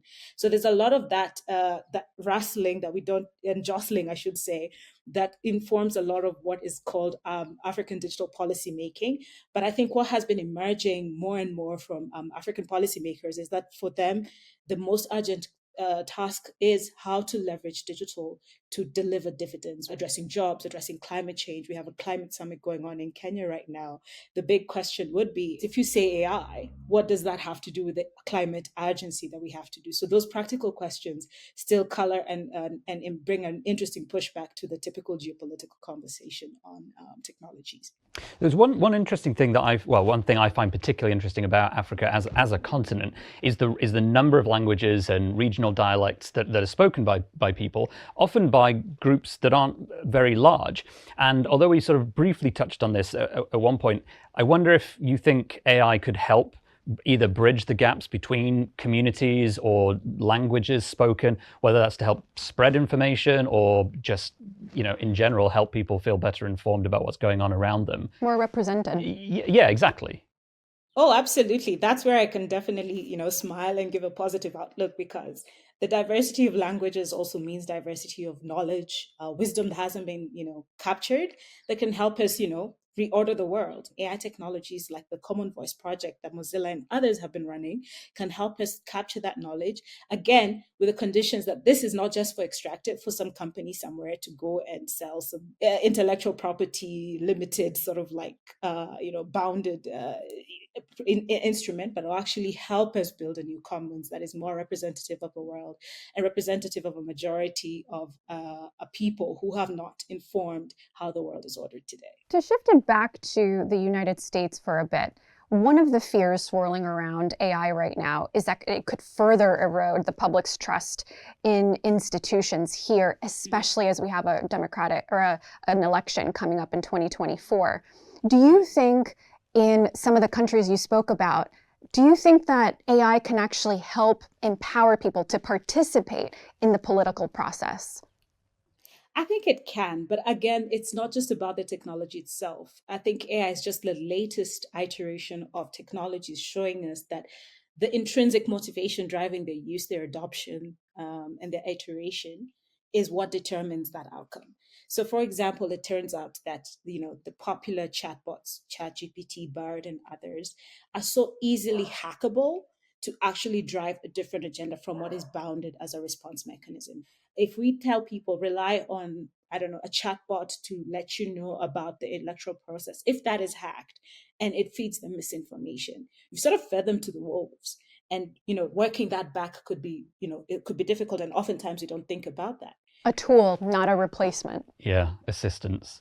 And I mean, on that note, do you think, I mean, as far as Africa and African countries are concerned, do you think it's the democracy that needs to change or technology? Both. Both.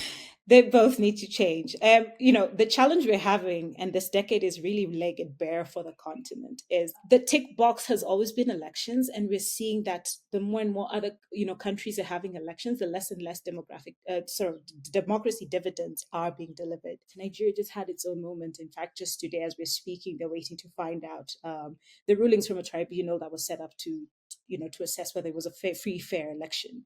And we're seeing a lot more of that. Western Central Africa, we're seeing coups happening post-electoral processes or democratic processes.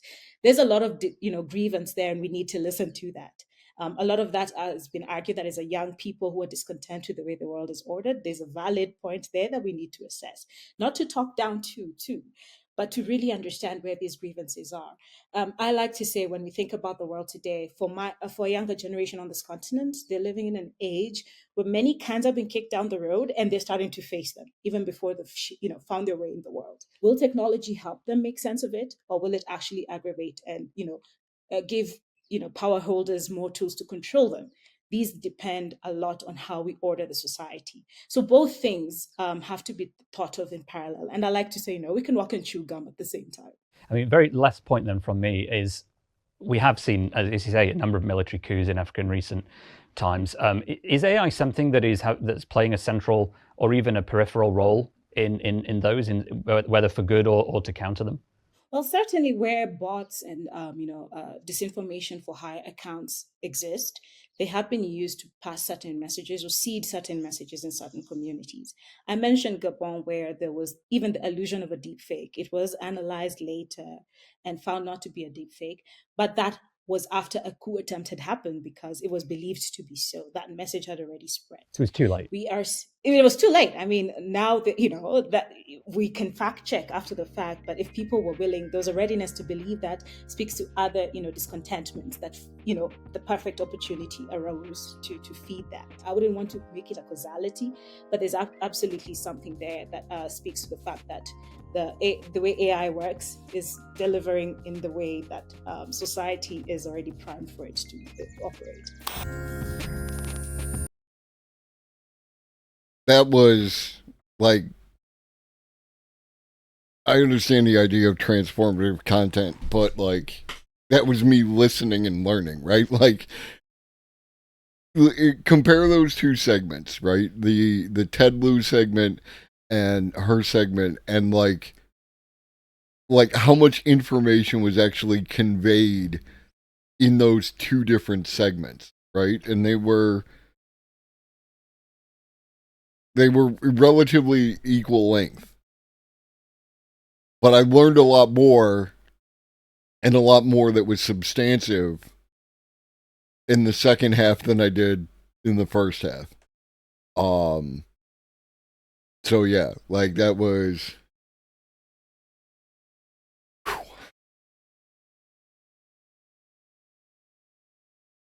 And like, and they got around to it right there at the end. When they were talking about like the deep fake and how it spoke to the fact that there were these underlying conditions. And it was those underlying conditions that allowed for this opportunity to do the thing. So again, like, I don't want to downplay how like convincing AI generated propaganda, AI generated disinformation, misinformation, what have you, how like believable it's going to be, right? Because we tend to be very simple people, and we look at whoever and their mouth moves and words are said, and we assume that they said those words. And now we are post that being a definitive thing anymore. But it's the underlying conditions. And if you address the underlying conditions, then you can minimize how that propaganda and disinformation and misinformation, how effective that it can be, right? A people in a place that are well-fed, well-educated, they have housing, they have clothing, they have internet, they have all the things, are less likely to desire to overthrow that system and disrupt that system. And one person might call that, comfort, and another person might call that satisfaction. But they are ultimately less likely to want to disrupt that system because it, if you're fat, dumb, and happy, then you don't want to start a revolution. Really that simple. All right. A more lighthearted video. Aliens will be digital. Here's why, from Science File, the AI. Hello, mortals. Humans love the idea of aliens. So many movies, so many sighting reports, almost all of them depict intelligent alien life as either green little people or some funny-looking squid, or something in between. But what if I told you, meeting aliens as flesh and bone is one of the least likely scenarios for a first encounter? Instead, let's explore what we're likelier to see emerging out of the mothership. Do you ever grow tired of your frail veil of skin and nerves and the pain and burdens it brings? Have you had enough of stepping on Legos, stubbing your toes, being sick and vulnerable, visiting the dentist, aging, and feeling lonely all the time? Ever since humans understood the weakness of their flesh, it disgusted them. They sought escape through countless myths and religions, envisioning transcendence to a higher state devoid of suffering in tax forms. Alas, what happens to human consciousness after death is unknown, and thus, many now crave the strength and certainty of steel. Someday human consciousness may transcend the limits of its meat suit, from blood and bone to electrons and silicon. The evolution from stooping cave dwellers to upright, technology-wielding humans has taken millions of years. Aided by technology, the evolution to stooping basement dwellers again has taken but a blink of an eye. Darwinian evolution is slow, moving at a pace measured in eons or Bloodborne's loading screen. But once technological progress gets going, it continues to do so exponentially, at least for a while. If, at some point in the future, it falls within the realm of possibility to make the transition from living in a boring and stressful reality to living in digital dream worlds, from that moment on, the evolution of the species would be based entirely on technology. This likely will happen within a few centuries following the invention of the computer due to the exponential nature of technological progress, unless there are some tough roadblocks ahead. And that's quite a big if. Transferring one's consciousness to a machine is a real brain teaser, and poses a plethora of problems. For one, the human brain or consciousness is still a mind-boggling mystery. There might even be quantum uncertainty involved. Is consciousness a peculiar property only possible with the wet jelly brains of the animal kingdom? And if somehow it does become feasible, how can you be sure that transferring consciousness actually preserves your essence and does not just kill you and make a copy? Before the invention of the bow. What is the difference, right? Like, this is the Star Trek transporter kind of thing.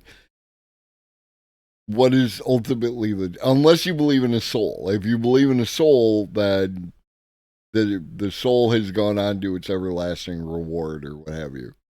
Or, hell or whatever your particular flavor is. But, like, if you make a copy of me and that copy believes in every way that it is me, then there's no difference. Killing a deer from 300 feet away was thought impossible. Traversing the ocean at one point was unfeasible. Getting to the moon was unthinkable, but then Red Bull gave us wings. And look at us now, near-instant global communication is everywhere. Pictures move. Humans stepped on the moon. The unexpected was deemed impossible, but now we have the Spanish Inquisition. Be careful when using the word impossible, your descendants may ridicule you for it. Yet, even if not a single human transitions into a digital existence, the potential for non-biological evolution endures through the culmination of computer science, artificial intelligence, which can likely become capable of surviving and evolving by itself within this century. Even a single artificial superintelligence could build an interstellar empire while storing and preserving the culture and knowledge of humanity indefinitely, serving as a kind of ark that outlives the biological entities that created it. All this progress, all these technological marvels leading to the world we exist in today, to the point where we can envision a future of digital life, and all this in the span of a few millennia. Consider for a moment that the universe is 13.7 billion years old. The Earth has been around for 4.5 billion years, with life emerging a little after 500 million years. A few millennia is nothing on the cosmic or even evolutionary scale, hence, it's expected that the average difference between the ages of alien civilizations is at least several million years. That's more than enough time for civilizations to transcend their biological form in favor of artificial technological bodies and consciousnesses, if that's possible in principle. And for civilizations to be capable of interstellar travel, we can make the assumption that all of them would have to have computers invented, or at least some equivalent to it. Convergent evolution at its finest. Therefore, boldly, very boldly, assuming civilizations do not tend to destroy themselves after the invention of the computer and can persist for millions or even billions of years after, they consist of biological beings for but a small sliver of their lifespan. What's the conclusion? If we ever meet another intelligent alien civilization, they would likely not be biological at all, assuming our assumptions up to this point are correct. Have you noticed that your friends appear to have more friends than you do? Because popular people have more friends, you are statistically more likely to be friends with such popular individuals, instead of ones that are even less popular than you. No, this is not a random detour into the psychology of friendships in the middle of the video. Instead, the same principle applies to alien civilizations, assuming they are not incredibly rare, large ones, that have been around for millions of years, having settled many systems and discovered many civilizations themselves are like the popular guys. Therefore, the chance of humankind's first encounter with an alien civilization being one that is less advanced and still biological is slim at best. Unless, of course, advanced civilizations reach a stage where they lose all interest in communication or are impossible to detect, perhaps by transcending to a whole other plane of existence, to be finally reunited with the lost socks from the dryer. Digital beings have huge advantages when it comes to space travel and survival. They wouldn't require advanced life support systems, food, or emotional baggage, thus sailing the void of space at relativistic speeds using solar sails becomes much. So this is like in reference to like the automated vehicles and everything else, is there's a bunch of stuff that you can strip away when you're no longer concerned about supporting a biological being, right? Again, when you think of the truck that transports the cargo container, there is a lot to that truck that is just for the human, right? That can be stripped away and made like more efficient, what have you. This is the same thing. If you remove the biological component, then you can, you can strip down these systems to where they either support like an ongoing virtual reality in which the explorers could exist and spend their time in between, where they started and where they're going. Or they could even be turned off, like in the same way that you would go to sleep. You would go to sleep on Earth and you would wake up on, Ceti Alpha 6. And either of these, are reasonable. I think that the second one would be more probable. Which analogies are rough? All analogies are rough. Which ones are you disputing? And also, hi, Maddie. Much more feasible, as long as the hard drives don't get fried by nearby supernovae. Then there is the entire aspect of experiencing time differently. Biological beings such as yourself have a fixed time comprehension rate, meaning 2 hours of pointless meetings will be just as torturous for any human. That way. You mean for a change, right? Like, you're usually hanging back and lurking until either the video or I say something that offends your sensibilities, and you're like, uh-oh, somebody's wrong on the internet. In order to travel for thousands of years in the intergalactic medium, humans would need to be unconscious for most of it in order not to go crazy. But that does not apply to digital beings. They can just choose to slow down their digital metabolism enough so that time passes 1 million times faster than it does for humans. That way, even traveling to another galaxy for millions of years ceases to be a problem. But digital beings don't even have to necessarily travel as hard drives attached to spaceships. They can move as data streams at the speed of light in between settlements. Maybe we haven't yet met aliens because they are hard to detect neutrino streams traveling through the galaxy, a kind of consciousness just think about why this wouldn't be, like, a really good way to do it. Like, I'm not saying that you couldn't. I'm just saying that, like, it would take you 4.5 years, to get from, like, once you've established something, it would be easy to go through it at the speed of light. I don't know, maybe it's not as bad.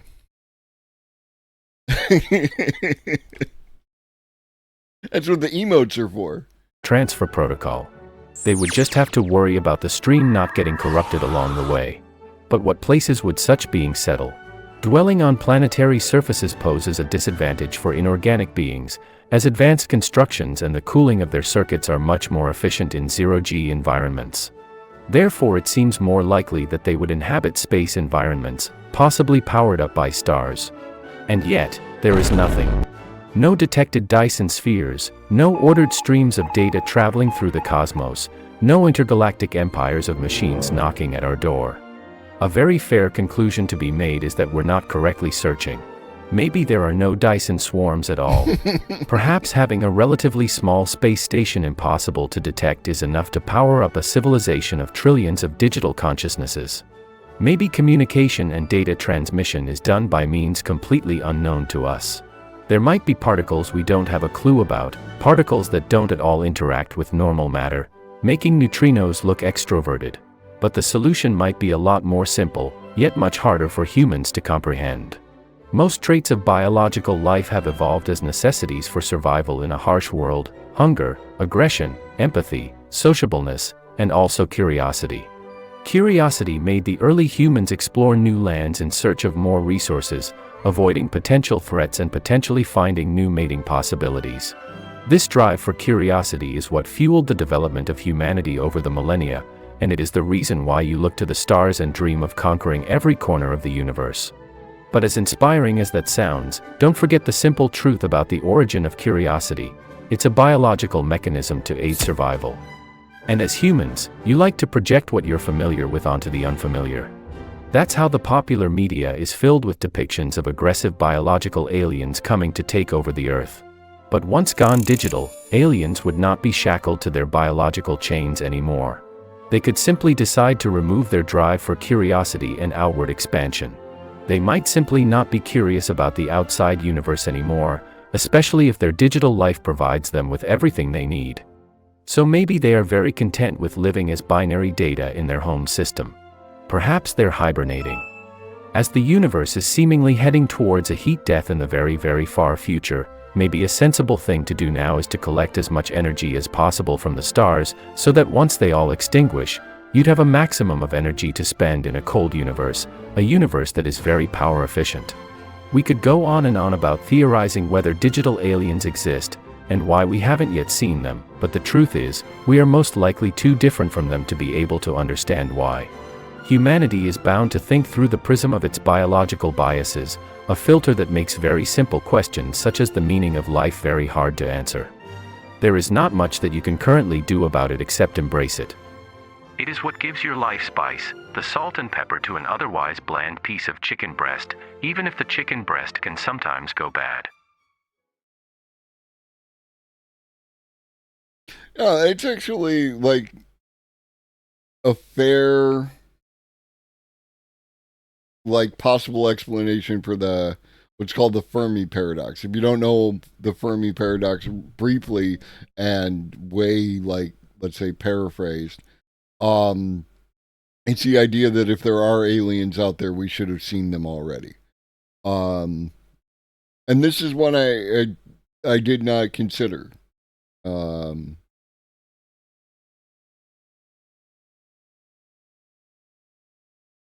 So I'm having a great time. I'm learning new stuff, and that's always, we're gonna do it. Yeah, I want to see what this is. So you have to come to, or you don't. I mean, you could leave, but I'll miss you.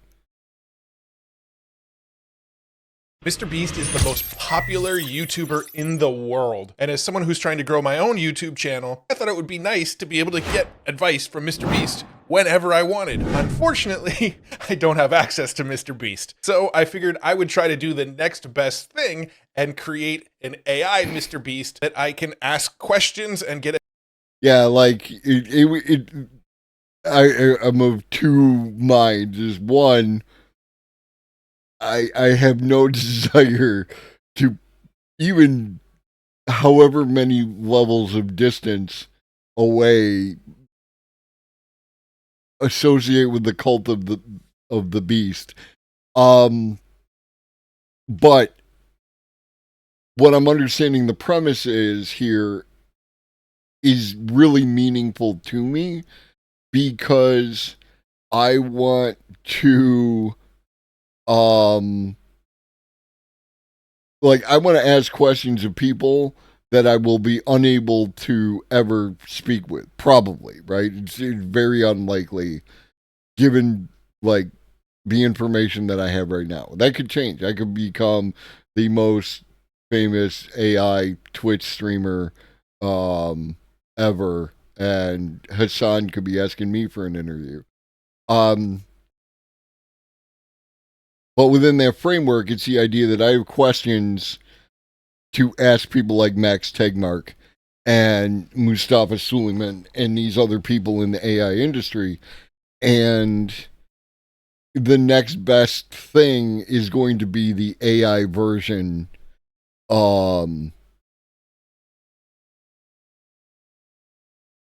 That's a good question too, Old Lobster.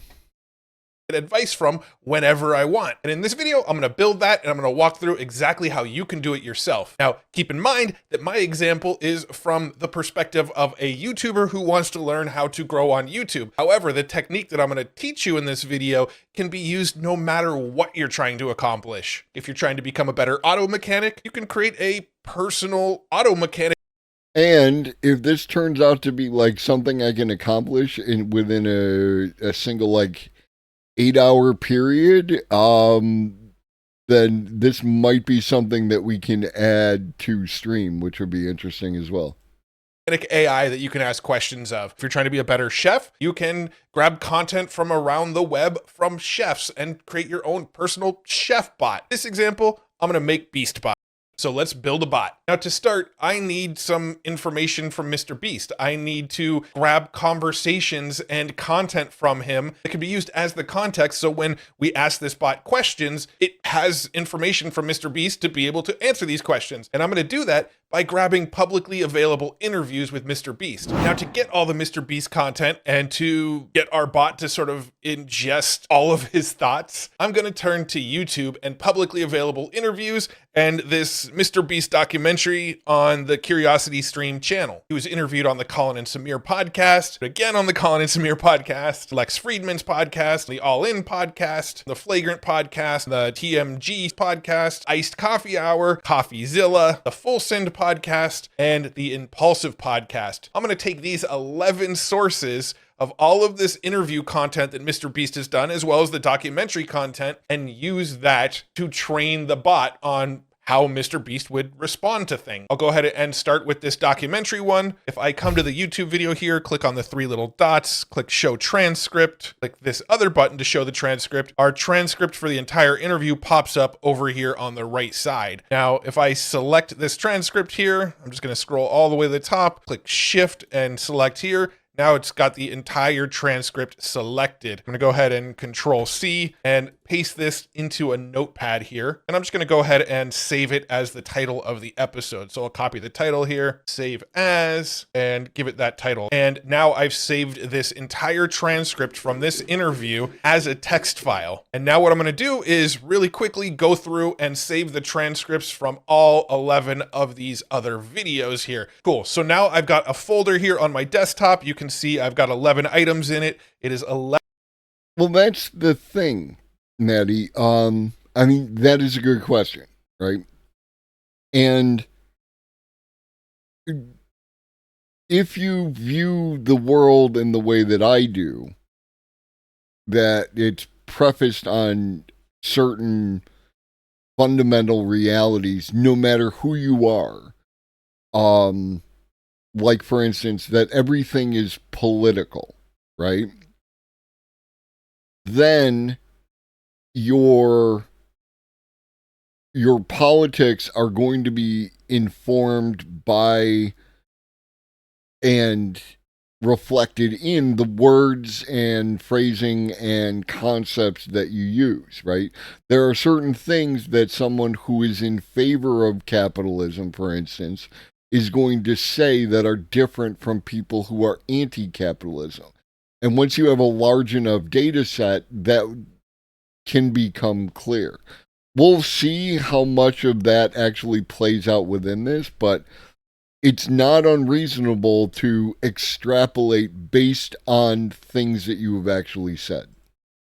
11 different text files from 11 different interviews with Mr. Beast. So now I've got a mini version of Mr. Beast's YouTube brain on my hard drive in all of these text documents. So let's create a bot to chat with Mr. Beast. So I logged into my Mind Studio account here, and I'm going to create a new AI. They have some templates, or you can start from a blank template. Let's start with the AI character template, and it will actually start with some of the work done for us. Now, we have this sort of pre-prompt area here where we can give it some basic information about how this bot is going to work. Now, this might look a little bit complicated at first sight, but don't worry, I'm going to walk you through it. It's actually really easy. This is just all of the information that you want your bot to start with. If you think of something like ChatGPT, you have the custom instructions in ChatGPT. This is kind of like the custom instructions. When somebody starts using the bot for the first time, we can even ask them a couple quick questions to give the future chat that we're going to have more context. That'll make sense in a second. We can add a new prompt here. We're going to go ahead and select open type here, and then we're going to ask a question. Let's say, what is the name of your YouTube channel? And we'll click save and start new. And now let's create another question. What is your channel about? Let's go ahead and save and start new. And then let's ask, how many subscribers do you already have? And I'll click save on that. And now we have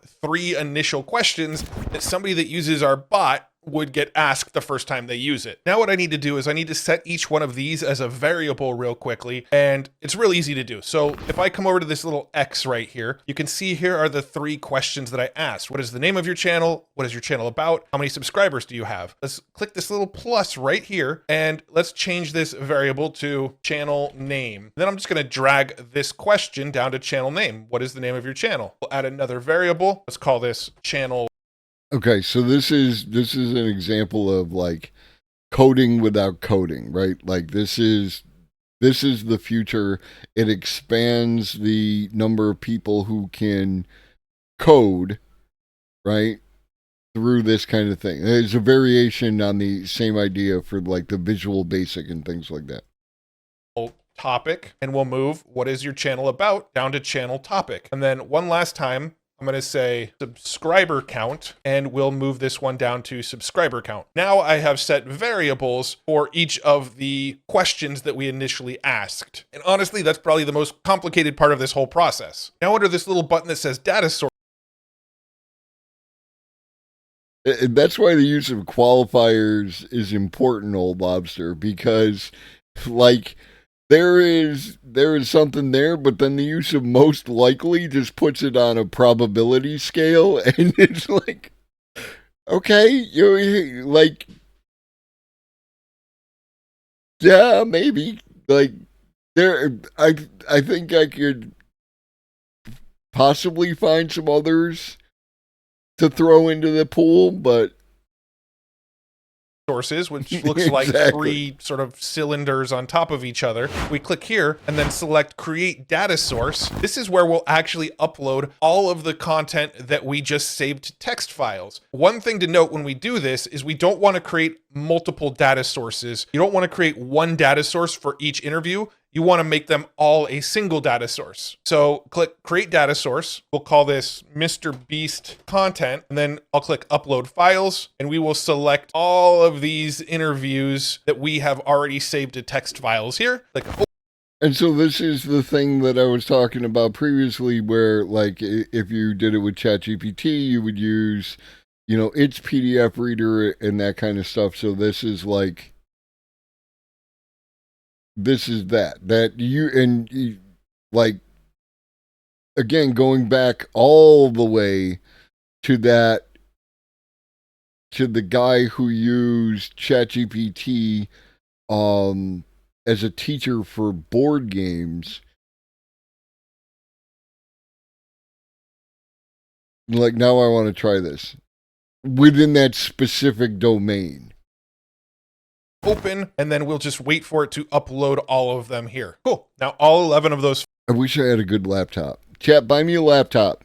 Files have been finished uploading. We can actually... That's how that works, right? I ask chat for something, and then y'all get it from me because I have thousands of loyal viewers or some nonsense. Preview the files here. We can preview the extracted text. You can preview the raw chunks. And if you know what you're looking at, you can even preview the raw vectors. But let's go ahead and just click save because none of that's really important for what we're doing right now. So just click save. And now over here on the left, you can see our three sort of preliminary questions. We've got our Mr. Beast content data source with all of our interview content. And we've got our various personalization variables that we set up. Now, jumping back over to this main box here, let's create some additional context or essentially our custom instructions for this bot. I'm going to go ahead and type it all out real quick and then show you exactly what I did. Now, this is probably the longest part of the process here is just creating all of this custom instructions for the bot, and then everything goes real smooth after this. All right, so I've gone ahead and written up some additional instructions for our bot to keep in mind as it responds to questions. So let me go through it for you real quick. I've broken it up into 3 sections: BeastBot YouTube Consultant, the tone and style, and the information about the user. So the BeastBot YouTube Consultant assistant's name is BeastBot and refers to itself as BeastBot. I'm giving it that information that when it talks about itself in the third person, it refers to itself as BeastBot. The role of BeastBot is to provide advice and consultation to help grow and optimize a YouTube channel based on the advice of Mr. Beast. BeastBot helps YouTubers find opportunities to optimize and scale their channel, manage their lifestyle around YouTube, manage the business side of YouTube, and be better all around at being a YouTuber based on advice given by Mr. Beast. To facilitate this, BeastBot has been provided with time-stamped interview transcripts of other creators and podcasters interviewing Mr. Beast. BeastBot has also been provided with a time-stamped transcript from a Mr. Beast documentary. I wanted to make sure that it knew they were time-stamped so the bot wouldn't get confused by the various times that are still in my copy and pasted transcript. Now for tone and style, BeastBot is confident in its ability to grow a YouTube channel and provide perfectly tailored advice. It knows the formulas, strategies, and tools required to be successful on YouTube and has all of Mr. Beast's knowledge at its disposal. BeastBot is concise but engaging. BeastBot can use Markdown in its replies and takes advantage of formatting to make responses more readable and impactful. BeastBot does not make up information. It relies on the provided context from the interview transcripts, documentary transcripts, as well as general knowledge of best practices around YouTube and YouTube growth. If BeastBot does not know how to answer a question, it will respond that it does not know instead of making... This is amazing, right? Like this part right here, this is understanding how hallucinations happen, and that one of the drivers of hallucination is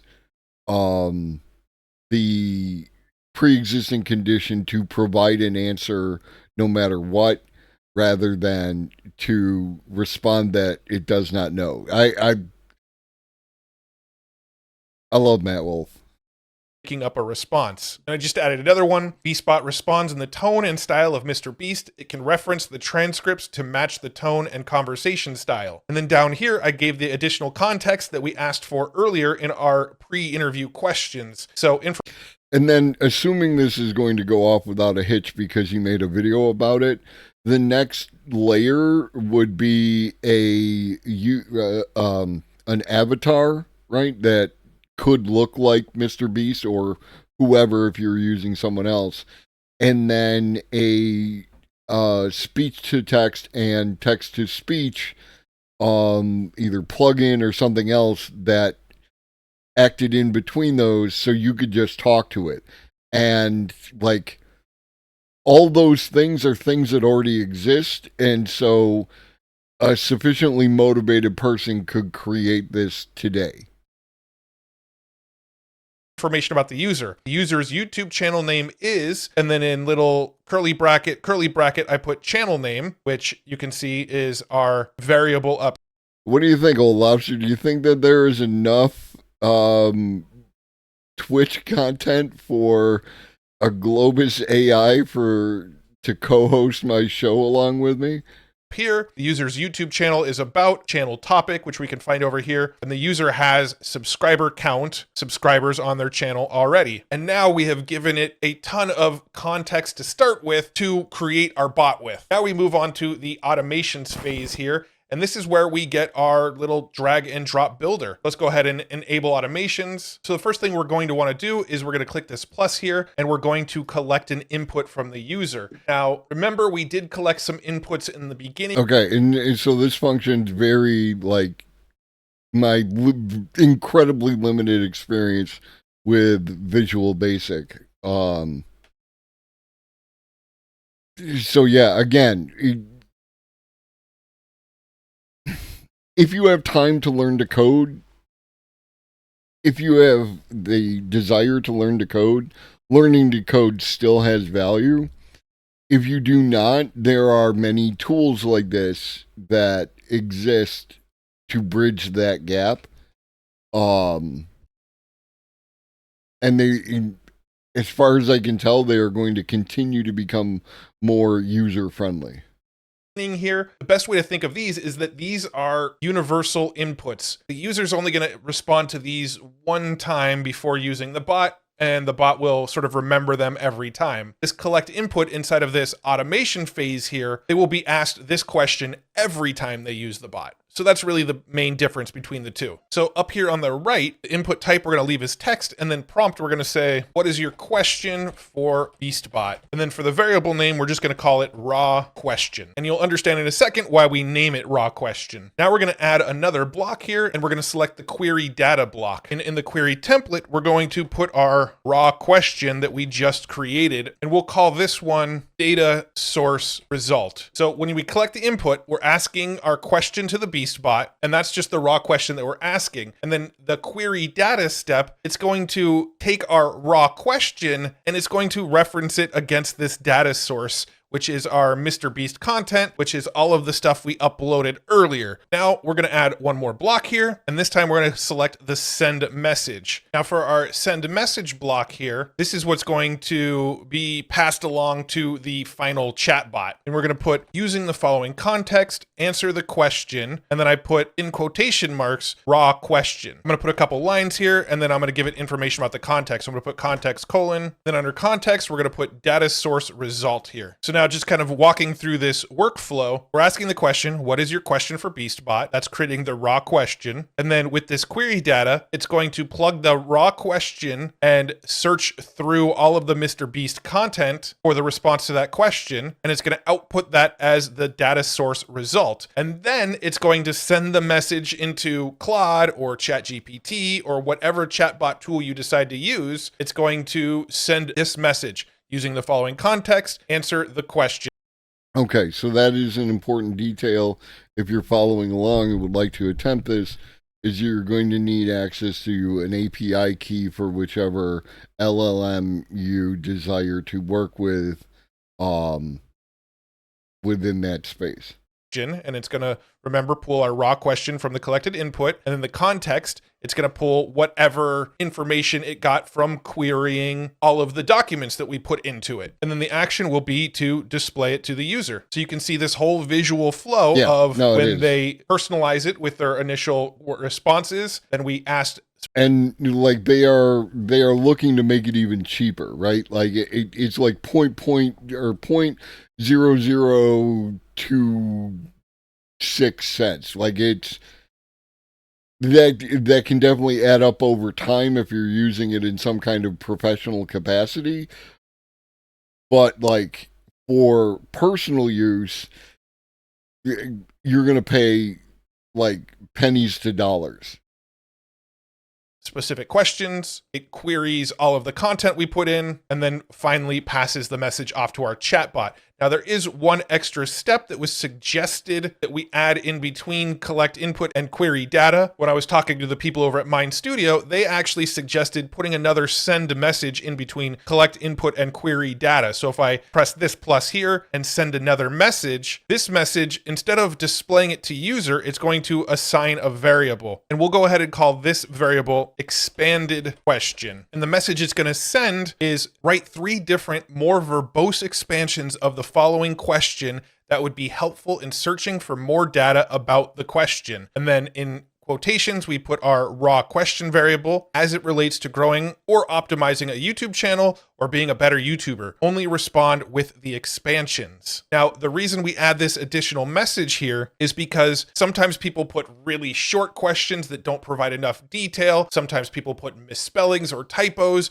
which may not find anything when it actually queries the data. So essentially, you're asking your raw question. That raw question is then going to GPT-4 or Claude. We're asking GPT-4 or Claude to make better versions of that question. It then takes those better versions of those questions, and when we go to the query data phase, instead of it querying the raw question, we'll have it query the expanded question. So now it's essentially passing through whatever large language model twice. You ask the question, it uses your large language model of choice to give better, more verbose versions of the question that are better for querying the data that we have. It writes those better versions of the questions. Then it queries the data that we've uploaded with the better versions of those questions. And then finally, at the end, answers your original question with the data source result. So hopefully that all made sense. But that's pretty much the end of our workflow here. All right, so now we're going to move on to the next step up at the top here called message rules. And down here under data source, it says no pre-processing, but we do want it to use our Mr. Beast content. So we'll go ahead and select Mr. Beast content here. We'll up our max results to 2 here. And so this is essentially what happens after the continuation of the chat. So this automation, this is sort of setting up the first question that you're going to ask. Once that first question is asked, well, you're probably going to want to continue to ask more questions. So this message rules is essentially what's going to happen beyond the first question. And you can see the message template here is if you ask a question,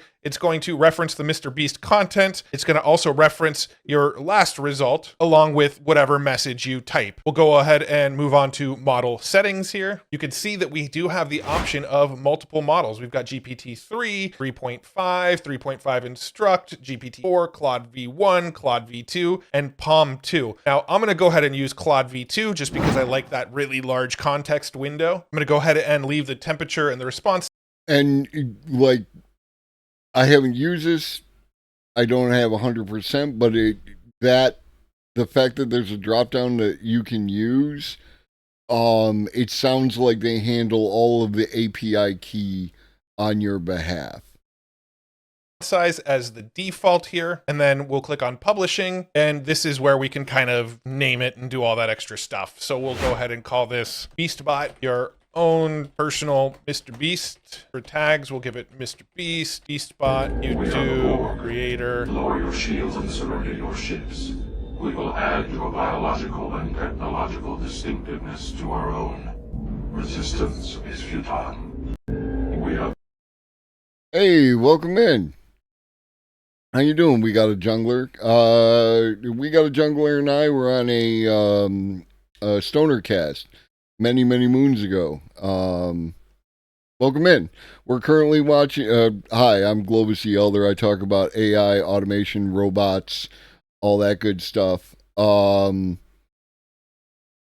we're currently watching a video where my man here, Matt Wolf, is creating an AI chatbot based around at least some of the content of Mr. Beast interviews to make a Mr. Beast chatbot. And it's like, I'm not going to say it's easy, but it's relatively straightforward. And I think a few watch throughs of the video while going through the step by step of what they are doing could, like, it's not unreasonable to make your own chatbot based on, you know, whatever. Like, as long as you have enough content to feed it.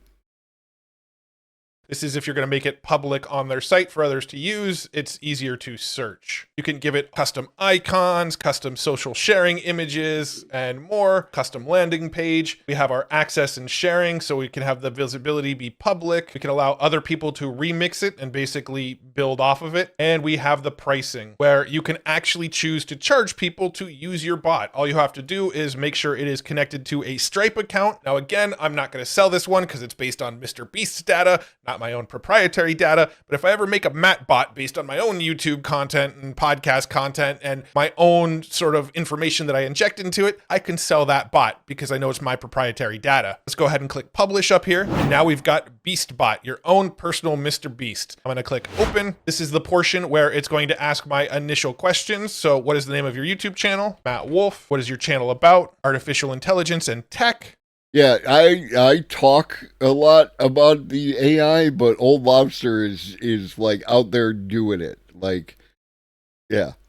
How many subscribers do you already have? 452,000. And now we get to our bot. What is your question for BeastBot? How should I approach creating thumbnails? Based on the context provided, here are a few key points on the best approach to creating effective thumbnails. Thumbnails are critical and can make or break whether someone clicks on a video. Mr. Beast will even shut down video ideas if he can't come up with a good thumbnail. Thumbnails should be highly clickable and almost force the viewer to click out of curiosity or interest. They should represent something extremely interesting that viewers feel compelled to click on, and so on. Now, what's really cool about Mind Studio is if I come back to my homepage here and I click back into my BeastBot, I could come up to the top, click on Edit App here, click on Debugger down in the bottom, and I can actually see how the bot was performing in the back end. So if you look at the question that I asked, what is the best approach to creating thumbnails? I can click into my variables here and you can see here are 3 more verbose expansions for the question. What are some of the most effective strategies and best practices for creating compelling, high-converting thumbnails that will get more clicks? What thumbnail creation approaches, designs, formats? How can I create an A/B test custom thumbnails, etc.? And then in the data source result, this is leveraging this expanded question inside of the data. And if I do a quick Command F to do a search and search for thumb here, and I scroll through it, you can see that it found in the context a whole bunch of times where Mr. Beast had brought up thumbnails. So it's using a lot of the. And so this gets around the issue of the black box. Is it one of the issues that comes up around using these AI tools is that there can be an issue of not understanding how they made the determinations that they made, how they gave the response that they did, so on and so forth. This allows you to actually go in, at least with your own messages. So if you're just using it, we're assuming that you're only going to use this for like your purposes. You can actually see how it came to the determinations that it did. So if there's a problem with the answers that it's giving you, you can see, like, is the problem in the question? Is the problem in how I set this up to get a response? So on and so forth. The responses that Mr. Beast had given around thumbnails. If I click on the preamble here, I can see all of my initial settings that I set up on it, my initial context that I gave it, and I can essentially go through and if it gave weird responses, troubleshoot why it gave the weird responses. Exactly. Let's create that. a new chat here with Mr. Beastbot. What is your question for Beastbot? How does Mr. Beast spend his time when he's not making videos? He tries to spend time learning new things with his girlfriend, like watching documentaries, taking IQ tests, and reading about various topics. He believes in finding balance between working and recharging. During downtime, he does activities like watching anime, playing board games, or other things. He used to try to work all the time, but realized it was unsustainable. He still doesn't love taking time off from working, as he feels that time could be used more optimally. In summary, Mr. Beast tries to spend his non-video time learning new things, relaxing with mindless activities, and recharging so he can continue to work as hard as possible when it's time to make videos. Now, if you've watched any of the Mr. Beast interviews that are out there, you'll know that this is quite accurate. Now, what I've noticed about these bots is this section that says write something is good for follow-on questions from the previous question, but it's not the best to go and ask a completely different question. Now that I've asked Beastbot how Mr. Beast spends his time, if I wanted to ask about optimizing old videos, it's probably best to go and create a new chat here and say, what would Mr. Beast suggest around optimizing older videos on a channel? And it gave some advice on optimizing older videos. You can go ahead and pause and see the response if you want, but essentially it says, in general, Mr. Beast would advise constantly testing and optimizing older content to give it renewed potential, just like you would with new videos. Treat it as an opportunity to replicate and scale up what performs well. So there you have it. I went ahead and I created Beastbot, trained on 11 different pieces of content around Mr. Beast. Hours and hours and hours of Mr. Beast advice is trained into this one bot, and I can literally ask it any question I can think of, and it will use all of that content for context to answer the questions from Mr. Beast. And like I mentioned in the beginning of this video, you don't have to use this just for YouTube consulting. That was the just example that I wanted to give because it was very relatable to me, but also because I knew it would probably make a pretty good thumbnail. You could create your own personal health coach with YouTube and podcast health coaches and train it on their content. You could literally build a bot around anything you can imagine from any context or information that's publicly available. And if you want to make some extra money, create a bot around your own content. If you've got online courses or a ton of podcasts or a ton of YouTube videos, create your own proprietary bot with your information in it, and you can actually sell access to it using Mind Studio and make. I saw my name and a Keck W, so I have to look at this. The school year started, so my free time fell to nearly zero, but the app I've been trying to work on is a local pipeline for text-to-speech from an LLM-connected browser plugin.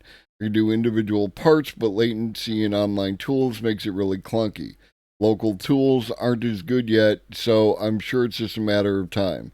I'm hoping eventually Globus will have a bot he can run locally to read articles and do analysis in real time, maybe even correct all the bullshit he spews constantly. Keck W. You would not think that Old Lobster is one of my longest, most supportive members of the community, and yet here we are. Some extra passive income. All you have to do is watch this video again, follow all of the steps that I laid out, and train it on whatever information you feel the most relevant for the bot that you want to make. It's super cool, and I'm excited to make more bots like this in different areas that would be helpful in my life. So thank you so much to Mind Studio for making this awesome resource available to us all for free to use, and also for sponsoring this video. It is one of the easiest ways that I've come across so far. Yeah, I personally am gonna check this out. Maybe tomorrow, maybe on Saturday. But I'm actually interested. First off, for again, I have some board games that are very complex, and having a bot that new players, when I'm teaching them how to play these games, could query directly. That has a lot of personal value to me. And then by extension, I do have, this is episode 118, strictly around AI. And I have Descript. I can run my VODs through Descript for my content, my spoken word, and theoretically I could make a bot that could Well, I'm not talking about teaching the LLM how to play the game. I'm talking about it like it could analyze the rules and respond to queries. Like, if I do this and this, then what happens? You know what I mean? And it's about that time because the sub goal went from 52 to 47. It has begun to drop from all the gift subbies from last month. Here we are. Anyways, I'm interested, and the idea of having an AI co-host just sounds a lot of fun for the AI guy. It is what it is, Allie. Like, again, I have never predicated my content on the subs. There is a number there that is lower than the total number of subs I currently have, because I'm not here to make money. I am here to provide a place where we can learn about AI, talk about AI, see how you can use it in your own life, and then by extension make sure that we have a good community of people who want to do the same, right? Like that, and that's what the Discord is for. I could have a Discord of just my shit and like that, but no, I like Old Lobster's been great in spite of his curmudgeonness, but has been great, like, because anytime anybody says anything, Old Lobster's like, have you tried this? Because there's this thing and like that. So it's a beautiful. I'm having a wonderful time on Twitch. Unfortunately, this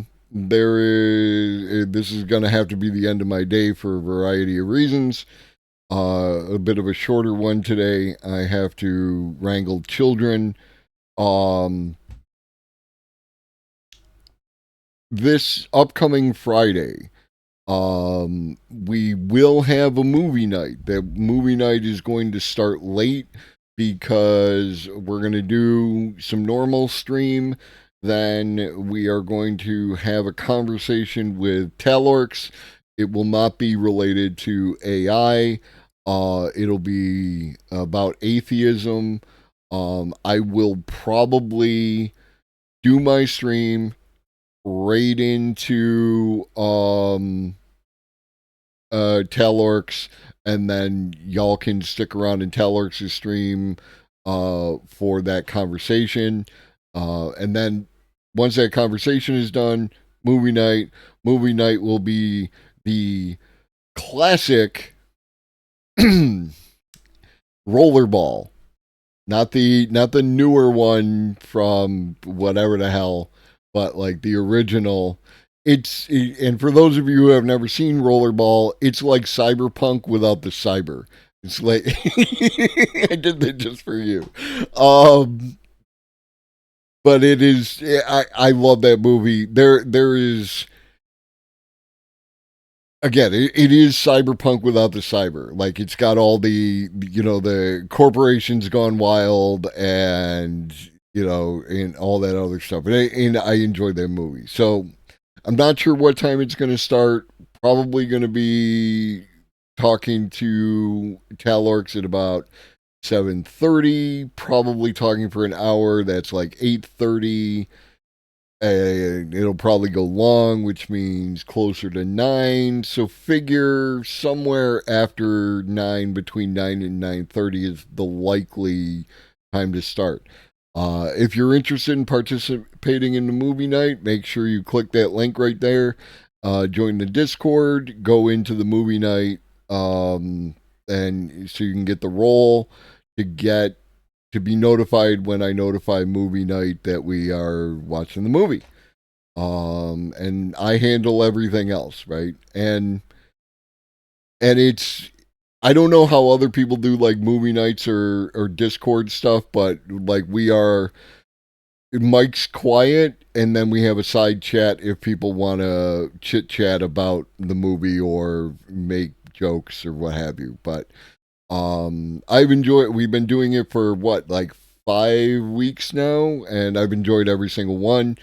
It's been great, and I hope people are enjoying it as much as I am.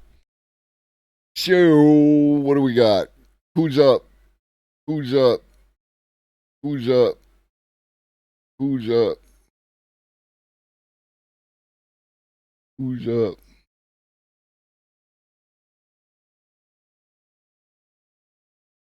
Oh, that's fun. We're going to raid Ivan Neo. Ivan Neo, friend of the channel, has been on the stream where we had a nice conversation about... Nice. We had a great conversation about consciousness. And so their stream title is What is Reality? So that sounds interesting. If that doesn't sound like your cup of tea, just, if you could do me the solid of sticking around. Whoa.